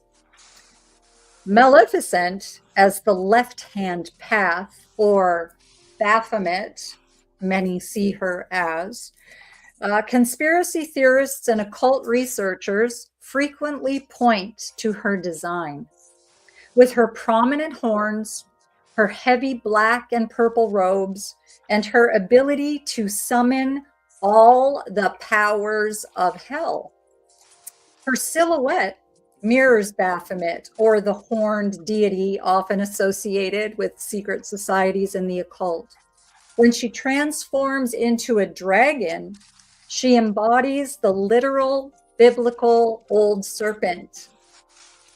The spindle, the blood sacrifice, and puberty. In esoteric circles, this spinning wheel isn't just a random tool. It represents the wheel of fate, or the spindle of necessity. These are concepts from ancient mystery schools, guys. The pricking of the finger to draw blood, followed by a sudden lapse into a death-like coma, is heavily analyzed by psychologists and theorists as a symbolic representation of a forced, traumatic occult initiation or dark metaphor for the loss of innocence. The green fire and the Luciferian light. Maleficent and her spells are characterized by a distinct, eerie green flame. In hidden symbology, this specific green light is often associated with the Luciferian, or the forbidden light of hidden knowledge. Aurora is completely hypnotized by a glowing green orb that leads her up the castle stairs to the spindle. And theorists describe this as a textbook depiction of mind control or demonic possession. And now again, we have the alchemical transformation. The three fairies, Flora wearing red, Merryweather wearing blue, and Fauna wearing green. They are constantly bickering over Aurora's dress color as a hidden nod to alchemy. The process here involves shifting colors, specifically red to blue to white, to reach the spiritual perfection. The clash of colors represents the chaotic refinement of the human soul.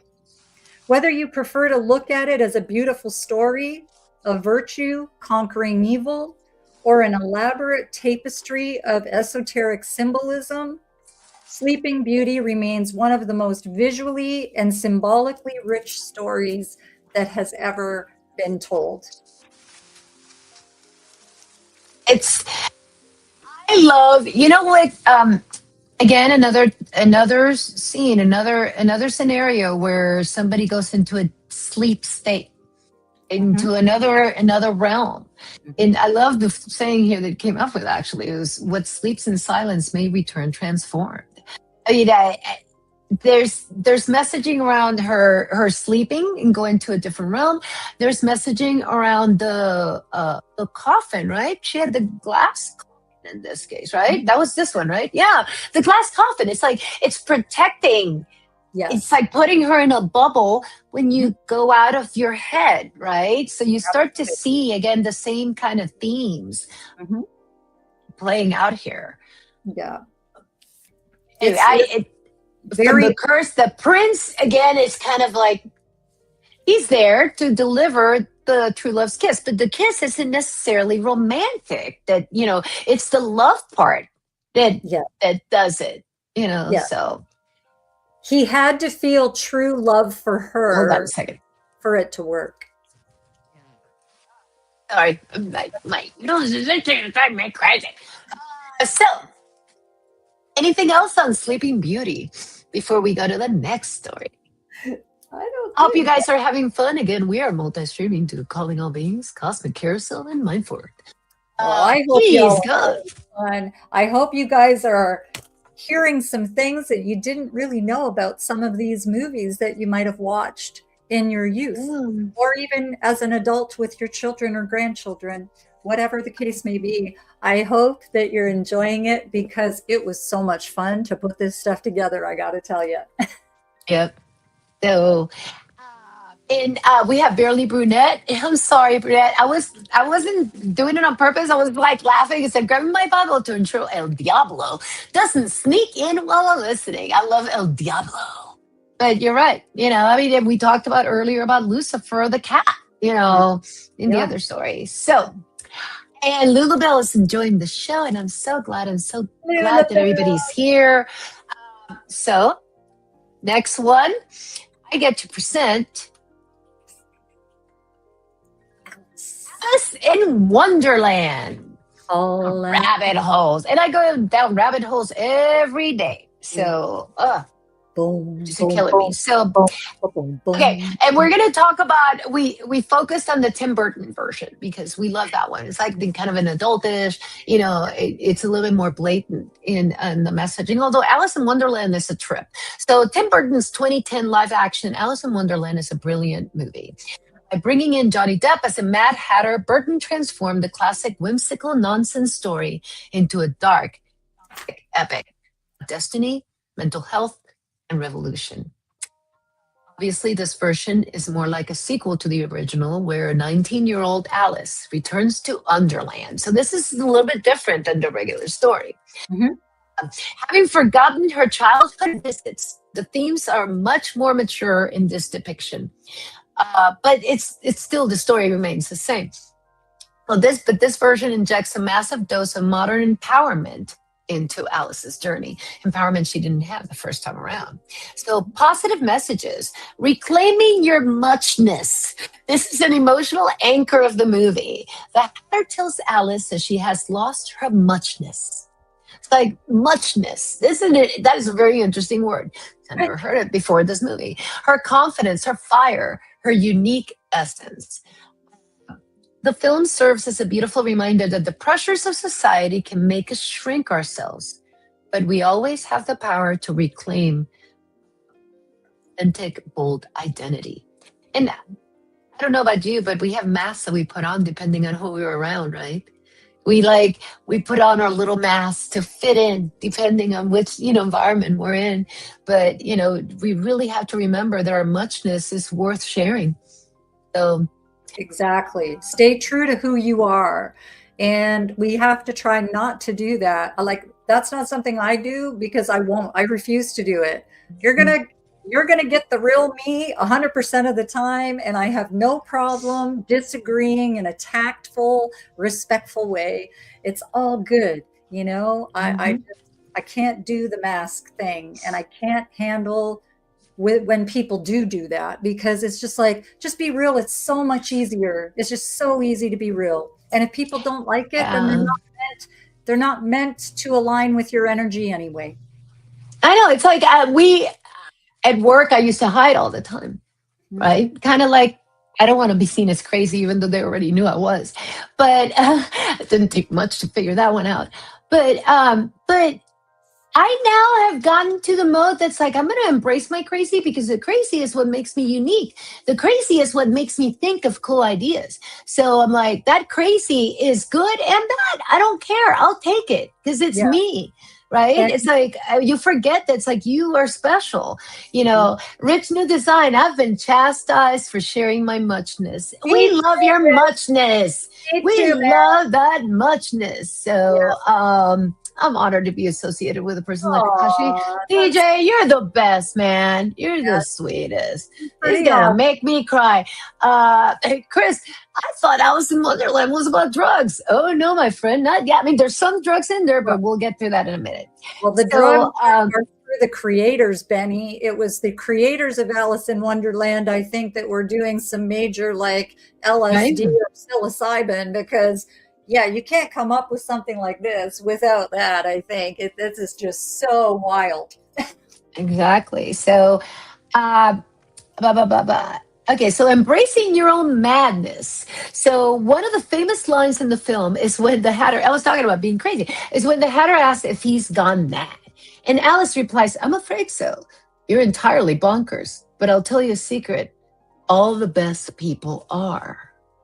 It's a wonderfully positive validation of neurodiversity, eccentricity, and thinking outside the box. None of these things are bad. It's like, why is it that being different has to be so horrible? You know, it teaches that what society labels as crazy is often just genius and creativity. So I'd rather think of me as genius than insane.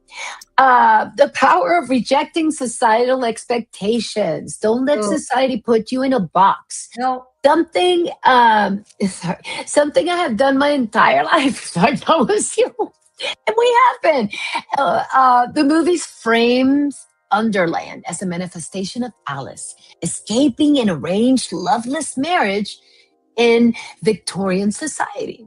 By finding her strength to slay the Jabberwocky in Underland, he gains a real world courage to say no to the marriage proposal, choosing instead to become an independent businesswoman.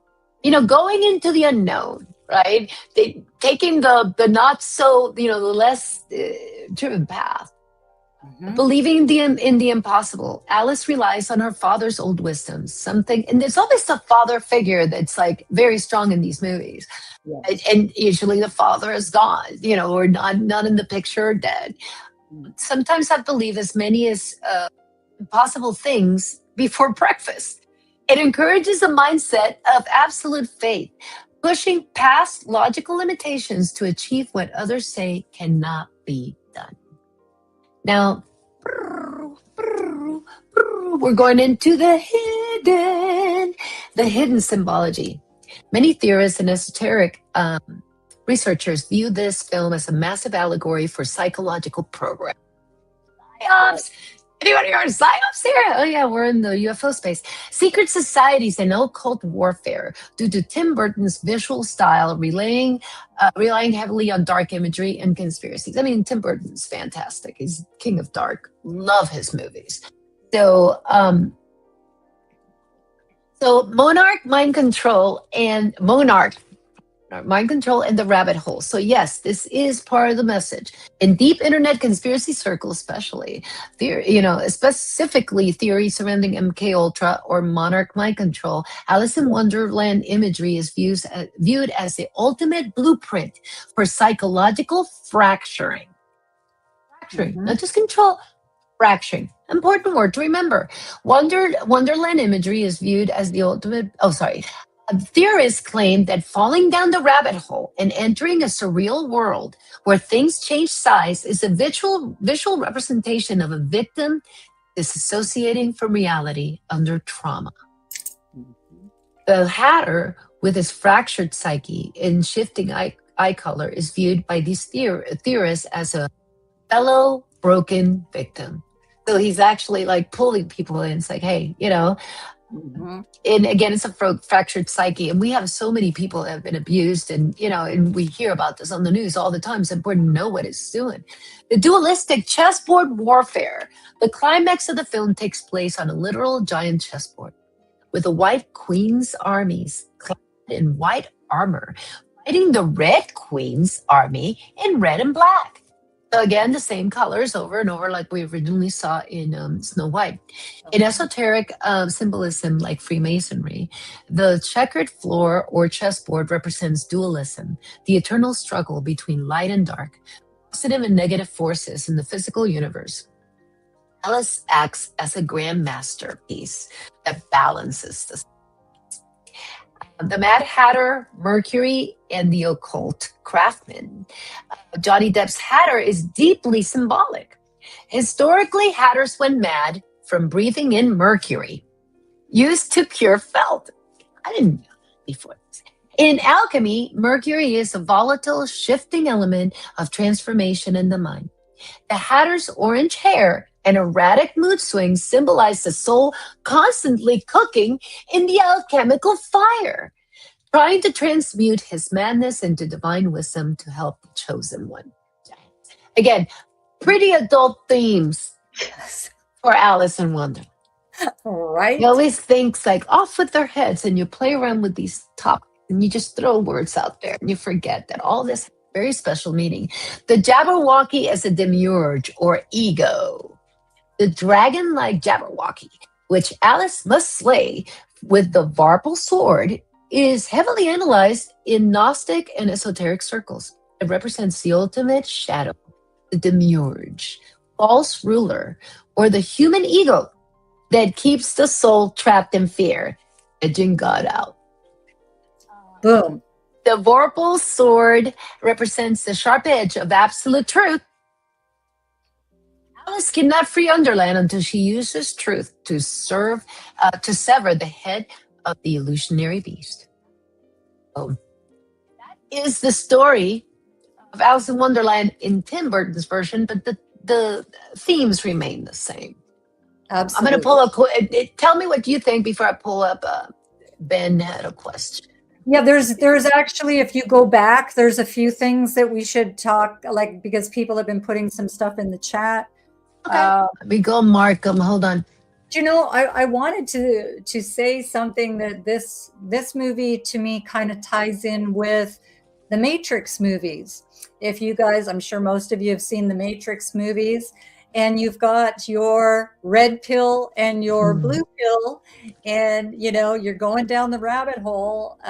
It's pretty similar in so many aspects like that. If you take some of the symbology and you think about the Matrix too, it's just like, whoa, okay, that's kind of ties in. We often operate on the similar storyline, and then they just change some of the matter to make it a little different. Exactly. And I was going to say something about that and I just lost it. Let me go ahead and pull this up. So here's a book recommendation in the Alice in Wonderland universe. It is called Heartless. It's the backstory of the Queen of Hearts. Nice. Yes, I wrote it down, Ruthie. Thank you. I'm going to check it out because I think that's awesome. Let me see. Tea Party, caffeine mushroom, and the purple plants is a DMT sort of drug. Smoking is heroin. And yeah, so I'm sure there's more side effects as well with that. Yeah, and I think part of it too is like once you go to the Underland, you can't unsee it, right? So it's like that is a permanent choice. When you decide to jump down that rabbit hole, you're going to see things that are going to change you. And that's the same thing about the Matrix. It's like, you know, do you get to pick the pill? Do you want steak or you want slop? Or you want steak even though it's slop, but you want to think it's steak. So you want a fake world just to please you. So I'm at a 16 now. Chris, the Hatter is smoking with red eyes. The side effect, caffeine makes you jittery, like a party mushrooms distort size. When she eats it, you're right. You know, party mushrooms like distort size. You go big or small. Absolutely. The Cheshire Cat ambiguity paradox. Guidance through confusion. I mean, and who trusted the Cheshire Cat? I don't even know how to say Cheshire, so I can't trust him. Because I'm pretty sure I missed Cheshire. I figured it was like Yorkshire that I'm mispronouncing when I said Yorkshire. Yorkshire. Sorry, Gafani and Benny. Anything else on Alice in Wonderland before we go to... When you see her drop through, like down the rabbit hole, and you see the clock falling, and what is the clock doing? It is speeding up the time, and then in one aspect it is rolling back the time. So we have the speeding up going forward, and we have, you know, the slowing down going backward, which I find is pretty interesting because in my opinion right now, with all of the shifts that are going on and the solar flares that we've been experiencing here on the planet, time has sped up significantly. I'm sure many of you have noticed this. This is something that when people come for spiritual counseling and things like that, they're all talking about it. They're all saying and asking me questions about where has the time gone, because they can't get things done like they did before, but none of us can. None of us can. Mm-hmm. We're in this kind of weird place right now. So I think that's really interesting too, because it kind of plays into where we're at right now with the time speeding up so much. Mhm. I love this comment. Impossible has a clue in the words. I am possible. That whole I am thing freaks me out because there's so many times that I like say, I'm stupid, I'm this, I'm that. You have to be careful. There's words you should not say. And that is the I am is special. The I am has been used for so long, so just be careful what you put after the I am Yes, because it please. matters. Because here's what who sent that message, Chris? It was K9. Yeah, here we go. K9. Okay, K9. Thank you so much for that comment, because it is extremely important to know this. And this is something that I've taught for years, the importance of how we speak to ourselves through the I am, or whatever the I or the we or whatever that is, because it's actually for every chakra. And as we shift our consciousness, we step into more of that. So when you put into the universe, I'm so stupid, like we've all done it. We've all done it, K9. And so this is why I'm sharing this, because it's a really good point. When we put negative things out, and we're just going through it and we're not even really thinking about what we're saying. Do you know that that goes right into the universe, and then the universe will give you that back? So the universe will do whatever it is you're putting into the universe, good, bad, or indifferent. Something that I teach all of the time and I ask people to do, the best thing you can do for your soul, for protection and for connection to the divine realms and your soul, spirit, mind, body, soul, spirit, everything being energy, frequency, and vibration. We got to look at ourselves in the mirror and do the I am affirmations and fake it till you make it if you can't think of anything nice to say to yourself. But look at your eyes, do this for like 3 minutes a day. I promise you this. Things like, I am love. I am worthy of all that is good. I am a divine spiritual being having a temporary human experience. Just things like that.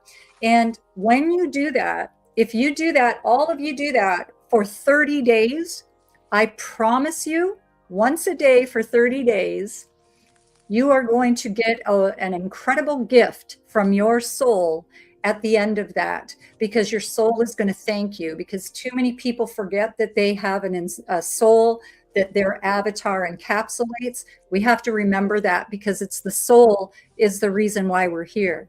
And it's the soul that holds the mission and the love. So I just wanted to share that. Thank you, K9. Thank you, Chris, for letting me just explain that, because it's such a thing for me. It's just such these are important. It's really important. That's why I wanted you to talk about it. So I brought it up about the I am, because it just really matters. Lulu Val, I'm trying to remain positive. It's so hard at times. It is, but it's worth it, honey. I know it's, sometimes you have to be in your feelings, to come out on the other side. So you got to kind of fill out and go away and come back. But it really does work. So we have 2 more stories. Two more stories. Yeah. It's your turn. Are you ready? Yes. Peter Pan. Peter Pan. It's time for the Lost Boys, mermaids, pirates. Again, a kid's story. Go ahead. Yeah, and actually really, really incredible. And to me, this reminds me of hanging on to your inner child. Okay, the importance of that. It rings so true in this movie for me personally. So this one was created in 1953, and it is one of the most magical, whimsical films that Disney ever created. On the surface, it's the ultimate playground of imagination, of flying, and of adventure. But beneath the pixie dust, remember the pixie dust? Yes, Peter Pan contains some incredibly deep psychological truths, alongside some of the most profound, melancholic, and esoteric symbology in all of folklore. So we have some positive messaging that I'm going to go through now, and then we'll get into the hidden symbology. While Neverland is a place where you never grow up. The movie actually has some beautiful things to say about family, about maturation, and about the power of the mind. Personally, I coach people to reconnect to their inner child and hang on to that. I actually do that on the regular. There is a big power of belief and imagination in this movie. To fly, all you need are happy thoughts and a little pixie dust. Don't forget the pixie dust, but the happy thoughts, right? It's a wonderful metaphor for the law of attraction and mindset teaching, for us to know that our internal emotional state directly dictates how high we can lift ourselves above the heavy, mundane trials of life, right? We're all trying to pull ourselves up. The world has gone batshit cuckoo, and we got to try and pull it up. So we also, in this movie, we see embracing the necessity of growing up.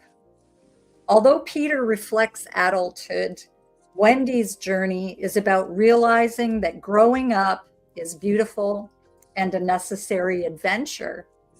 By the end of the film, she is ready to leave the nursery and embrace maturity, carrying the magic of childhood in her heart without being trapped by it.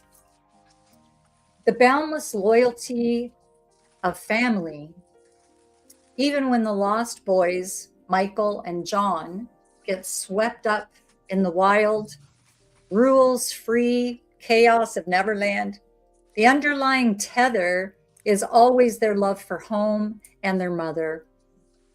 The movie highlights that a mother's love and Wendy's role in this movie as a maternal figure provides the emotional security that children need to feel safe while exploring the world. So when we face fear with wit and courage, we are shown in this movie that Peter and the children constantly face Captain Hook and his pirates.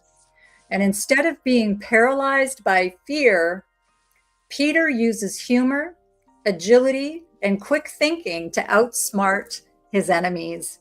Little smarty pants, I'm telling you. Yep. I know, right? It teaches kids to face life's bullies with confidence rather than submission.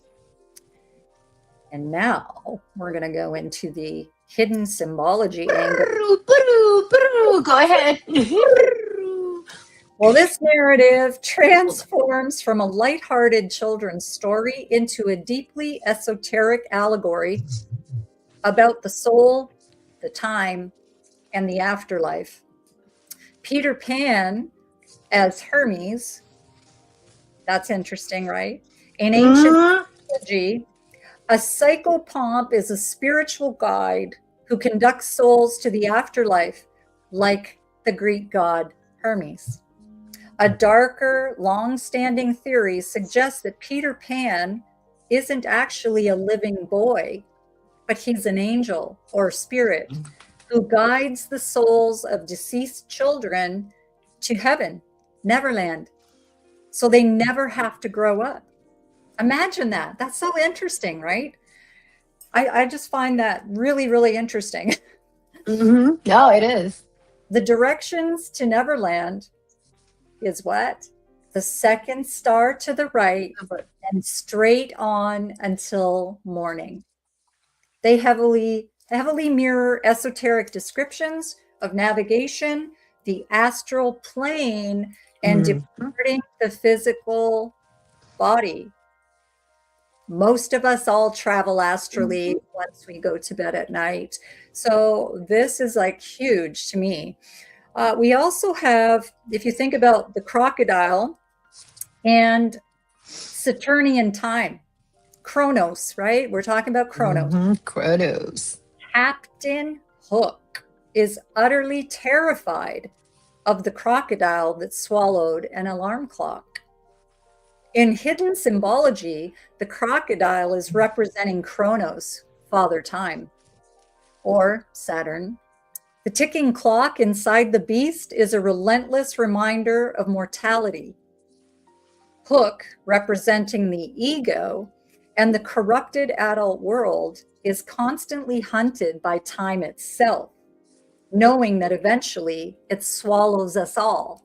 And I found that so interesting. And then I kept seeing in my head the crocodile in the water, and the clock is just, and his head is just, TikTok. Yeah. that was so funny. I Anyway, love those movies. Yeah. yeah, it's cool. So then we have Neverland and the astral plane, or the Matrix. Mm-hmm.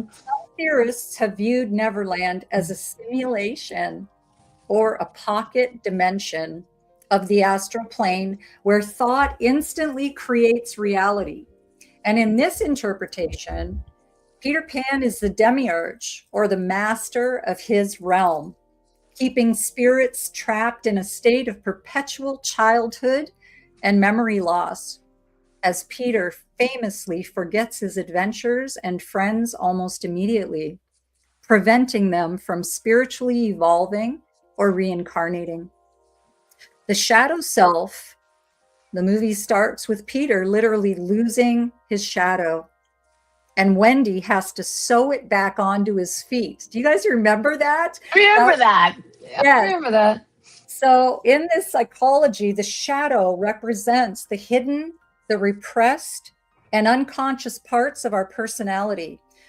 Peter's struggle to control his shadow symbolizes a fractured psyche, someone who wants the light and fun of life, but refuses to integrate or take responsibility for his darker, deeper, unconscious self. Our minds in watching these movies, to me, can stretch our adult minds in so many fascinating directions. Peter Pan was just unbelievable. It's such an incredible fantasy because, you know, I've always loved mermaids. I've always loved the inner child and the astral travel. I mean, Tinkerbell being the fairy, I'm all about, you know, the fairy dust and the fairy trees. And so this is incredible. And that's my take on Peter Pan. I hope you enjoyed it. I love it. Loved it. I mean, there's so many versions of Peter Pan that have been made, but that it's still the same thing. The fact that all these movies were teaching us about the power of the mind, manifestation to fly, or power of the mind for astral travel. I mean, it's like they were teaching us the whole time that we were powerful to do this, yet we focused on the control piece. We didn't focus on the power part. We were like, oh no, that means I have to behave. I have to behave because I don't want to be like the Lost Boys. I don't want to go into a land where, you know, it's just wild because it taught us so much, yet we didn't hear it. Exactly. We picked up at the surface level, and I know that our brains catch up. It's in there. It's in there because we watched but and now it's just reconnect. When we revisit, we're kind of reconnecting and then pulling those pieces out, going, oh.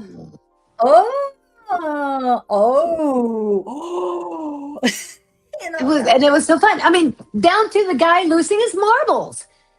Yes. He lost his marbles. It's like he went crazy. He lost his marbles. It's like, oh, the marbles. I just love that, you know, that I can't even come up with a word, but you know what I mean? It's like the marbles, all the stuff, the crocodile, the time, inevitability, you know, Captain Hook being adulthood. It's just, it's a wild story. Smeagol. Yet everybody remembers, and, you know, flying out the window, jumping out your window. Right? That's a so many kids actually do this. I'm not sure. But yeah, it's just, the more that we go through these, and we're about to go into our last one, all of them have the same stuff. Absolutely. We just only picked up at the surface, which is usually where we're at. Yes, every single one that we've spoken about and the next one that we're doing, they all have things that connect to the same type of thing. And when we look at that as an adult and we see the manipulation and the stuff that went into our subconscious without us agreeing to it, they didn't have our permission. It just happens that way, right? And then now, as adults, we have to take that information and we have to dissect it and pick it apart in that dissection so we can figure out how to move and flow forward in a different energy and vibration and frequency, in my opinion. Oh, no, absolutely. I mean, we don't know what we're feeding our brains Exactly. with, and what it's doing, and what our minds are being clogged with. You know, is it causing more amnesia, or is it really causing awakening? Exactly. Okay, and now, without further ado, our last story of the day. I know we've kept you here a while, but it's been fun, right? I want to see fun in the chat. Okay, so the last story of the day, Monsters, Inc. Oh, yeah. Monsters, Inc. Pixar. The movie premiered September 17th, which, by the way, September 17th is my day. This is crazy. I just realized. Yeah, September the 17th it means so many things to me. And I just saw that. I was like, okay, September 17th, 2001. Positive themes in the movie. So that was right after. You know what it was. Yep. So anyway, positive themes in the movie. Friendship. Joy is more powerful than fear because the laughters are more powerful than the screams. So, and again, this is going to go into some real dark stuff. From harvesting screams to harvesting laughter, as they discover that laughter is 10 times more powerful as an energy source. I totally believe that. Yes. Anytime you laugh, it relieves all your woes. It is a break from the crazy. It is a break from the madness. When you get to laugh, all of a sudden it's like everything is, I don't know what Rich New decided. I'll get back to you in a minute. Positivity and connection over fear mongering. The things we fear are often just things we just don't understand yet. And that's a really important one. Monsters in this case were the friends, right? Most of the monsters were there to they were doing their job. They were collecting their screams. They didn't know why.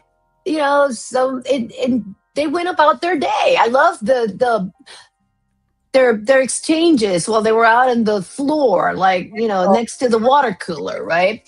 That's so funny. The villain, Mr. Waternoose, represents a corrupt system, one willing to kidnap children due to the energy crisis.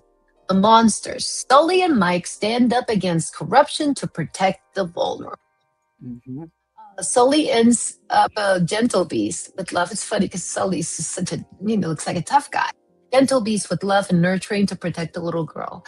Things are not what they seem at the surface level. Exactly. Now, the hidden symbology, and we'll talk about more. The all-seeing eye. Mike Wazowski. The all-seeing eye. Of providence or Illuminati. Elite, surveillance, or hidden control. And honestly, it's out there, but Mike was such a lovable character. Yes. To embed the seeing eye with symbology into that character, that's kind of what we would expect out of, right? The scream extractor and the link to adrenochrome. So harvesting a child's terror for a physical energy source and source for the fountain of youth. So a lot of people have heard the links between this story and a lot of what's happening in the news right now. So, I'm not going to get too much into it, but basically that's, think about what they were doing. Yeah. They were getting fear. And fear has power. Mm-hmm. Fear has power. Fear has power. Mm-hmm. They're just overripe. Predictive programming and dimensions. The closet door is a metaphor for multidimensional travel or a holographic universe. The concept of hidden entities slipping in and out of this reality from other dimensions or timelines to harvest human emotional energy. So, the Pixar theory, the witch connection, the theory that Boo grows up. I love this. I kind of like this theory. It's kind of creepy, but the theory that Boo grows up, becomes obsessed with finding Sully again. She masters the door magic and travels back in time to become an old witch in the movie Brave. So they actually link her. In Pixar, I think we should have an entire thing on Pixar theories Yes, because there's absolutely. so many theories that are linked to the Pixar, movies that we watch every day. So Mhm. check out the Witches workshop in Brave, and you will notice a wood carving of Sully. This is not a malicious conspiracy, but one that implies a lifelong reality bending obsession. Every Pixar movie has a hint. They have Mhm. breadcrumbs everywhere. So talk about symbology, hidden symbology. This is the place, this one's got so many. The doors, meaning thresholds that you can move between, talking again, travel, astral travel. The doors were in and out between two totally different worlds. They were telling us we could travel, you know. The Portals, portals. screams, portals, exactly, portals. Even they look like portals. They do. Um, the child being innocence, empathy, transformative presence. She was there to, it's funny because she was so innocent and happy with, her monsters. She just didn't even get what was happening. Kitty, Kitty. Hey, Katie, she was so happy. And, she was just, I cried so many times during this movie. It was a It's, great movie, actually. it's, um, trying to think the bedroom childhood anxieties. Think about reminding children that monsters in the closet, like that's the ultimate fear. Monsters under the bed, monsters in the closet, monsters anywhere. Mhm. But again, some out there, including myself, had sleep paralysis and saw all kinds of crazy stuff up on the walls. I Yes. remember seeing the monsters. They were like big spiders, black spiders in the corner like huge spiders in the corner of a room. And then you see movies like this later on, so many years later in your life, and you're like, well, yeah, they've been scaring us all along. Go ahead, son. Well, and what about what our parents used to say to us when they'd tuck us in? Sleep tight, don't let the Don't bed let bugs bite. It's like, whoa, whoa, what? What? what Where are bugs? bed bugs? What? I'm going to get bit while I'm sleeping? Like, I'm not so sleepy now. as a little kid, I was the one that was like taking all my sheets off and making sure there was no bugs in my bed before I'd go to sleep. I'd be tucked in, and then it was like they'd leave, I'd turn the light on, checking all the sheets, checking in the closet, checking under the bed. My parents Mhm. freaked me out with that stuff, like just not with intent, but just Mhm. because if you're conscious in your thoughts as a kid, you're just like, wow, what? You're telling me I'm going to get bit by bugs in my bed? So, how do you sleep Yeah, tight? How do you sleep? rockabye baby on the treetop. When the Oh, wind blows, the cradle will rock, it'll fall, and the baby's gonna die. Because that is how we were born, like we were raised. This is yeah. really scary. So, original design, I'm going to call up a couple of comments. So, laughter dilates the blood vessels by 20%, lowering Absolutely. blood pressure. Exactly. And there's a sense of pause to the madness when that chuckle, especially when you guffaw. It just feels so good. Lulabelle loves Monsters Inc. I did too. I did too. We'll talk about 2319. Have you guys seen the James? Talk about crazy conspiracies. Go check out James Franco 2319 on TikTok. Oh, I'm yeah. getting crazy. Ruthie, she was 12 in 2001. Oh my, am I old? Um, Yeah, me too. Me too. Hello. Oh, and we would not be sharing how old Akashi was in 2001. No, we won't go there. We just won't. The fear in the children was used to feed them or feed their world. Exactly. It's like one world had to survive. mhm. But that's because they were lied to. The Yes. monsters were lied to and told that fear was the bomb when it Mhm. was laughter that was the bomb. If they would have known that to begin with, none of that would have happened. So, Ruthie, yes, our parents should say our imagination. Parents should say our imagination go to sleep. It's eyes tricking us. In reality, maybe we are seeing something. I totally believe it. And I'm trying to remember. We didn't have the same Puerto Rico. Ruthie and I are both Puerto Rican, and we didn't have the same. We didn't have like English, like a lot of the nursery rhymes. I Oh, didn't. Maybe you did, Ruthie, but I didn't because I was in Puerto Rico and everything was in Spanish. So I didn't actually like my some my of those. nursery rhyme thing is Ender Dice Clay. And that's the one that introduced me to nursery rhyme. Let's see. For the eye is the portal to all you know. Reflection of time. You're not mine. Damn, Deep Thoughts by Thanks, Timmy. Tim. It's so good to see you, Timothy. Our parents would tell us that it's our imagination and their eyes are playing tricks on us. Maybe we were actually seeing these things. Exactly. It's like, Yeah. oh no, you're dreaming, honey. Go back to bed. Go back. I used to be standing going, there's something on the walls. And they would walk in and just kind of, sit up in. There's nothing. Look, we look under the bed. There's nothing there. Exactly the story here. Well, can I say too Yes, please. that when we are born into this realm, we are completely plugged in to source and the divine realms and the other side of the veil.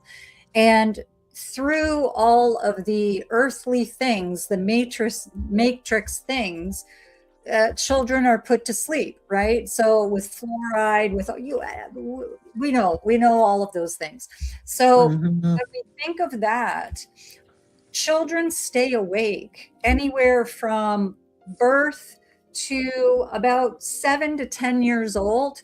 And if you are born into a family that actually will push you to your creativity and your imagination and not make you feel badly for seeing things or having conversations, it's like the thing, oh, Johnny, just ignore Johnny, little Johnny, because he's crazy because he has an imaginary friend. And every family that I have counseled with children, I tell them, stop doing that, because they are really seeing it, because we are Mhm. plugged into that as children, and we want to embrace that as a child, and we want, as parents and grandparents, to turn that around and say, well, what does your friend look like? Does your friend have a name? What kind of things does your friend talk about? Things, and make it a positive thing, because the more positive we can do this for children, the better that they won't go to sleep. And I mean, all the children coming in right now are crystal children, and we want to keep these kids awake. We do not want them going to sleep. So it takes a village, right? And we have to be cognizant of the things that we are putting out there.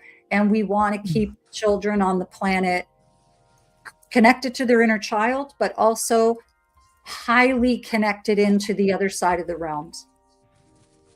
I'm listening to you, but something just struck me. El Cuco. You're right. Everything was El Cuco. That was the way that used to scare us in Puerto Rico. El Cuco. El Cuco's going to get you. El Cuco. And it's not cuckoo. It's Cuco. Okay, the Dice Man. Yes, the Dice Man.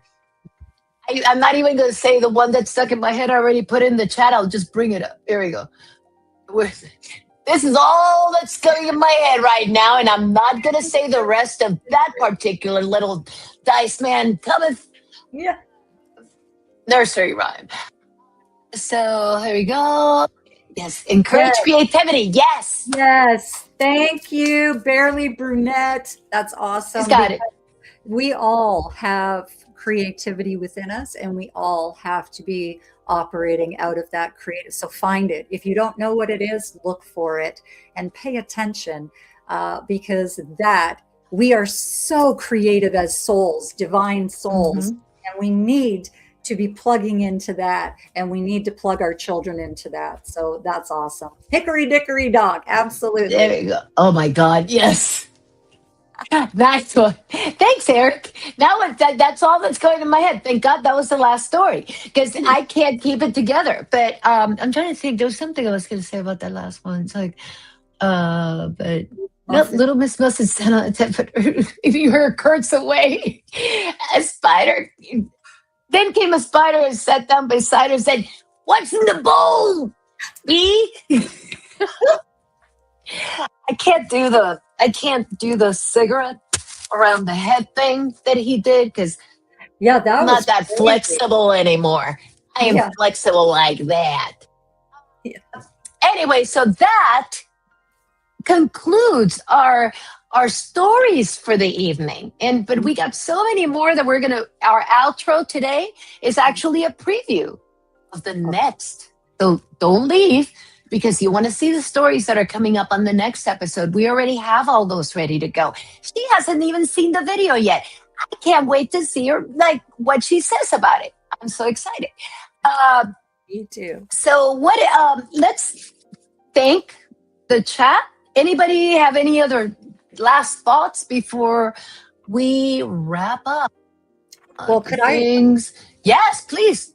I just want to say, well, let's go through the chat and then I'll say Yeah. what I want to say. No, we're gonna just say what you have to say, and then I'll scroll through the chatty. Well, I wanted to say in closing, guys, number one, when we look at the hidden symbology in all of these movies and what these symbols and information mean, we have to remember this. And you can look this up. Don't take my word for it. It's out there for everybody to know that, there are part of the military complex and the Pentagon that actually have to approve this stuff. No movie can be put into the theaters or out unless it's approved, because we all know the dark side of it. They do have to tell truth.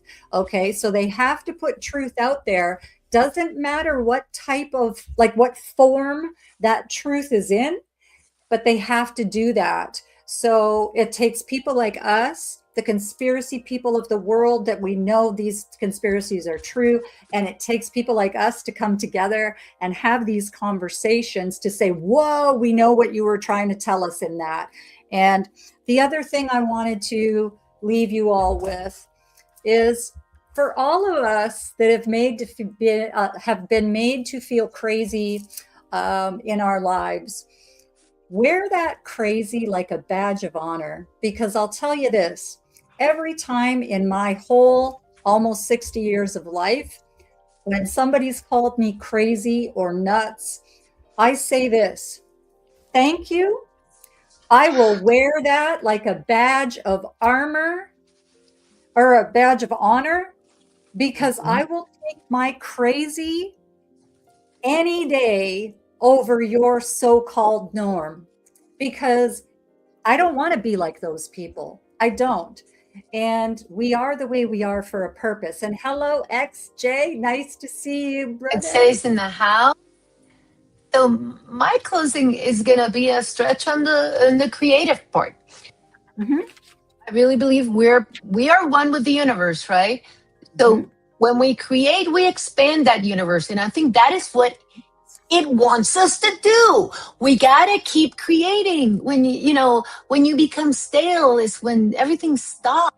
And it's like, the more you create, it's like, I think it helps my flow personally. And it's a good thing for me, because otherwise I can just stir in my own crazy all day long and think about it as just useless crazy, versus my Loki in my head that comes up with crazy stuff, which I am going to show you guys one of those things, because I think it's relevant and very important.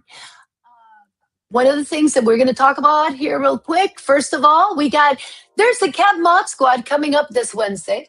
So make sure you catch the girls. Everybody that's been on the chat, there's a bunch of the girls that are on the chat are going to be on this show on Wednesday. Let me see. What else do I have? Oh, yes. This one? No, that's that one. Okay, so we got the Mod Squad.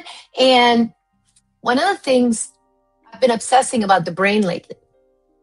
And this whole show keeps reiterating that I'm going down the right path, which is understanding your brain helps you understand how you are, your brain's doing stuff in autopilot in there all the time and you don't know. And it's really important that we're all aware.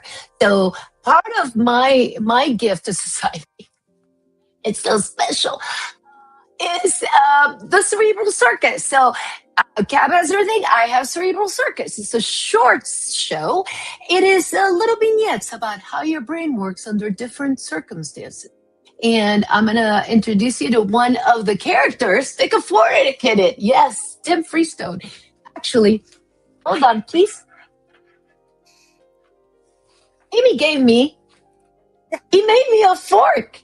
It's a piece of love, and it actually says, I forking love you on the fork. And I have used this fork as like a raising your hand thing. So thank you, Timmy. I keep it here always.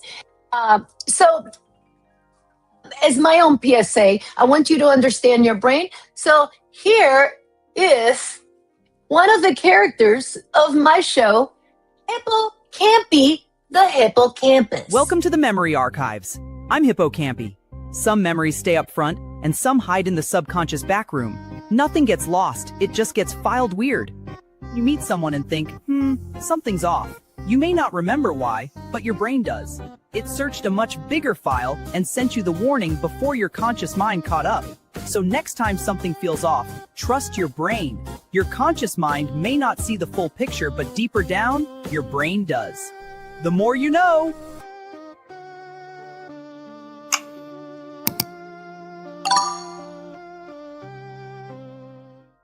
The next episode. So the first episode that I did was Disclosure Day.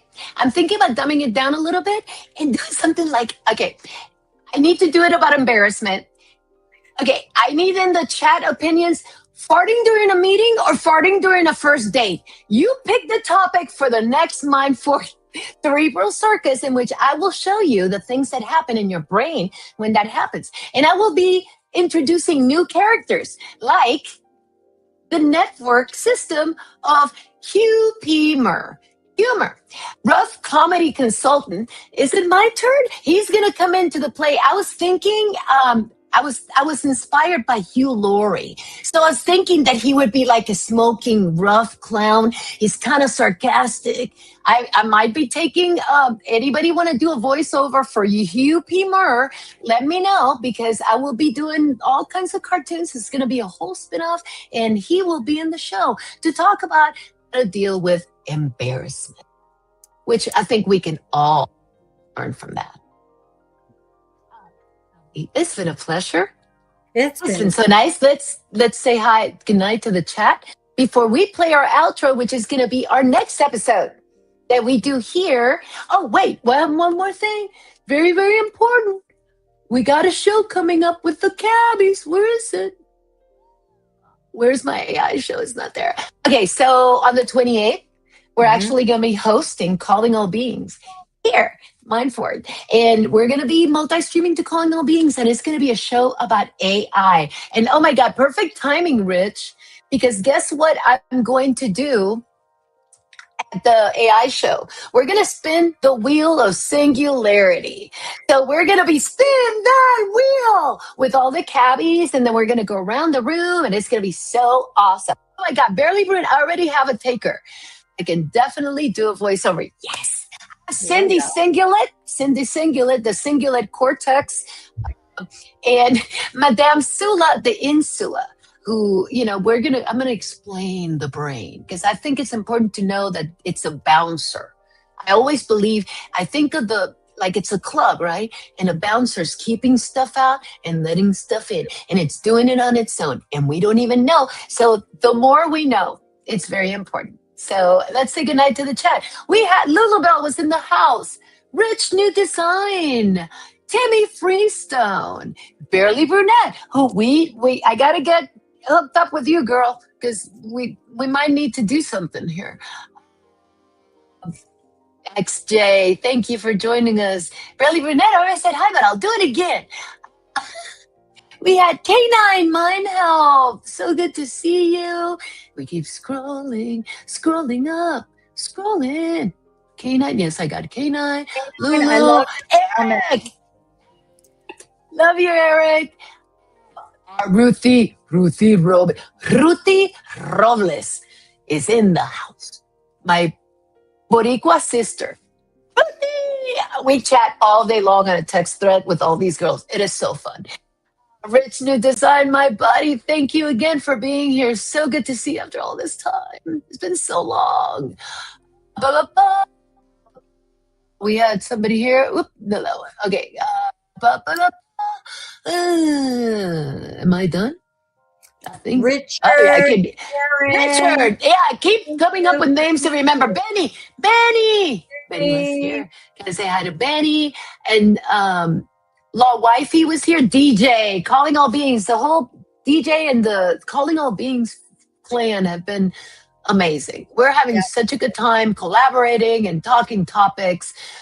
Talk about a show. Yes, eight cabbies, all different backgrounds. It's like the best show because it gets perspectives from, and then we have Jay Boogie and Amy, and we're going to be doing all kinds of collabs, and it is a really cool, it's a good time.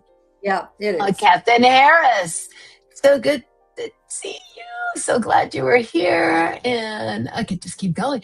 We've been here for like 3 hours. Wow, a good show. Okay, so if I missed anybody, Bigfoot Michigan Rob was here earlier. So if I missed people, I'm so sorry. But everybody that was here, Thank you. Thank you for spending the afternoon with us. I said hi to Eric and Richard and everybody. Thank you guys so much for being here. And we are going to play us off with our next show. Let's say bye. Mwah. Peace. Peace. And don't forget, love, all about the love. If somebody bugs you, love them to death. They won't know what to do with it. So we are going to play us off with a preview of our next show. Let's see if you like these stories that we have coming up. And don't forget to leave in comments if you want to see any story. Please leave it in the comments, and we will be happy to do that and to share, because sharing is caring. Subscribe and just let us know. Yes, Keep us like, posted, subscribe, guys. share. Calling All Beings, Cosmic Carousel, Mindfork, collabing. It's all about community, and it's all about the love. So here we go. Bye. Love you guys. Bye.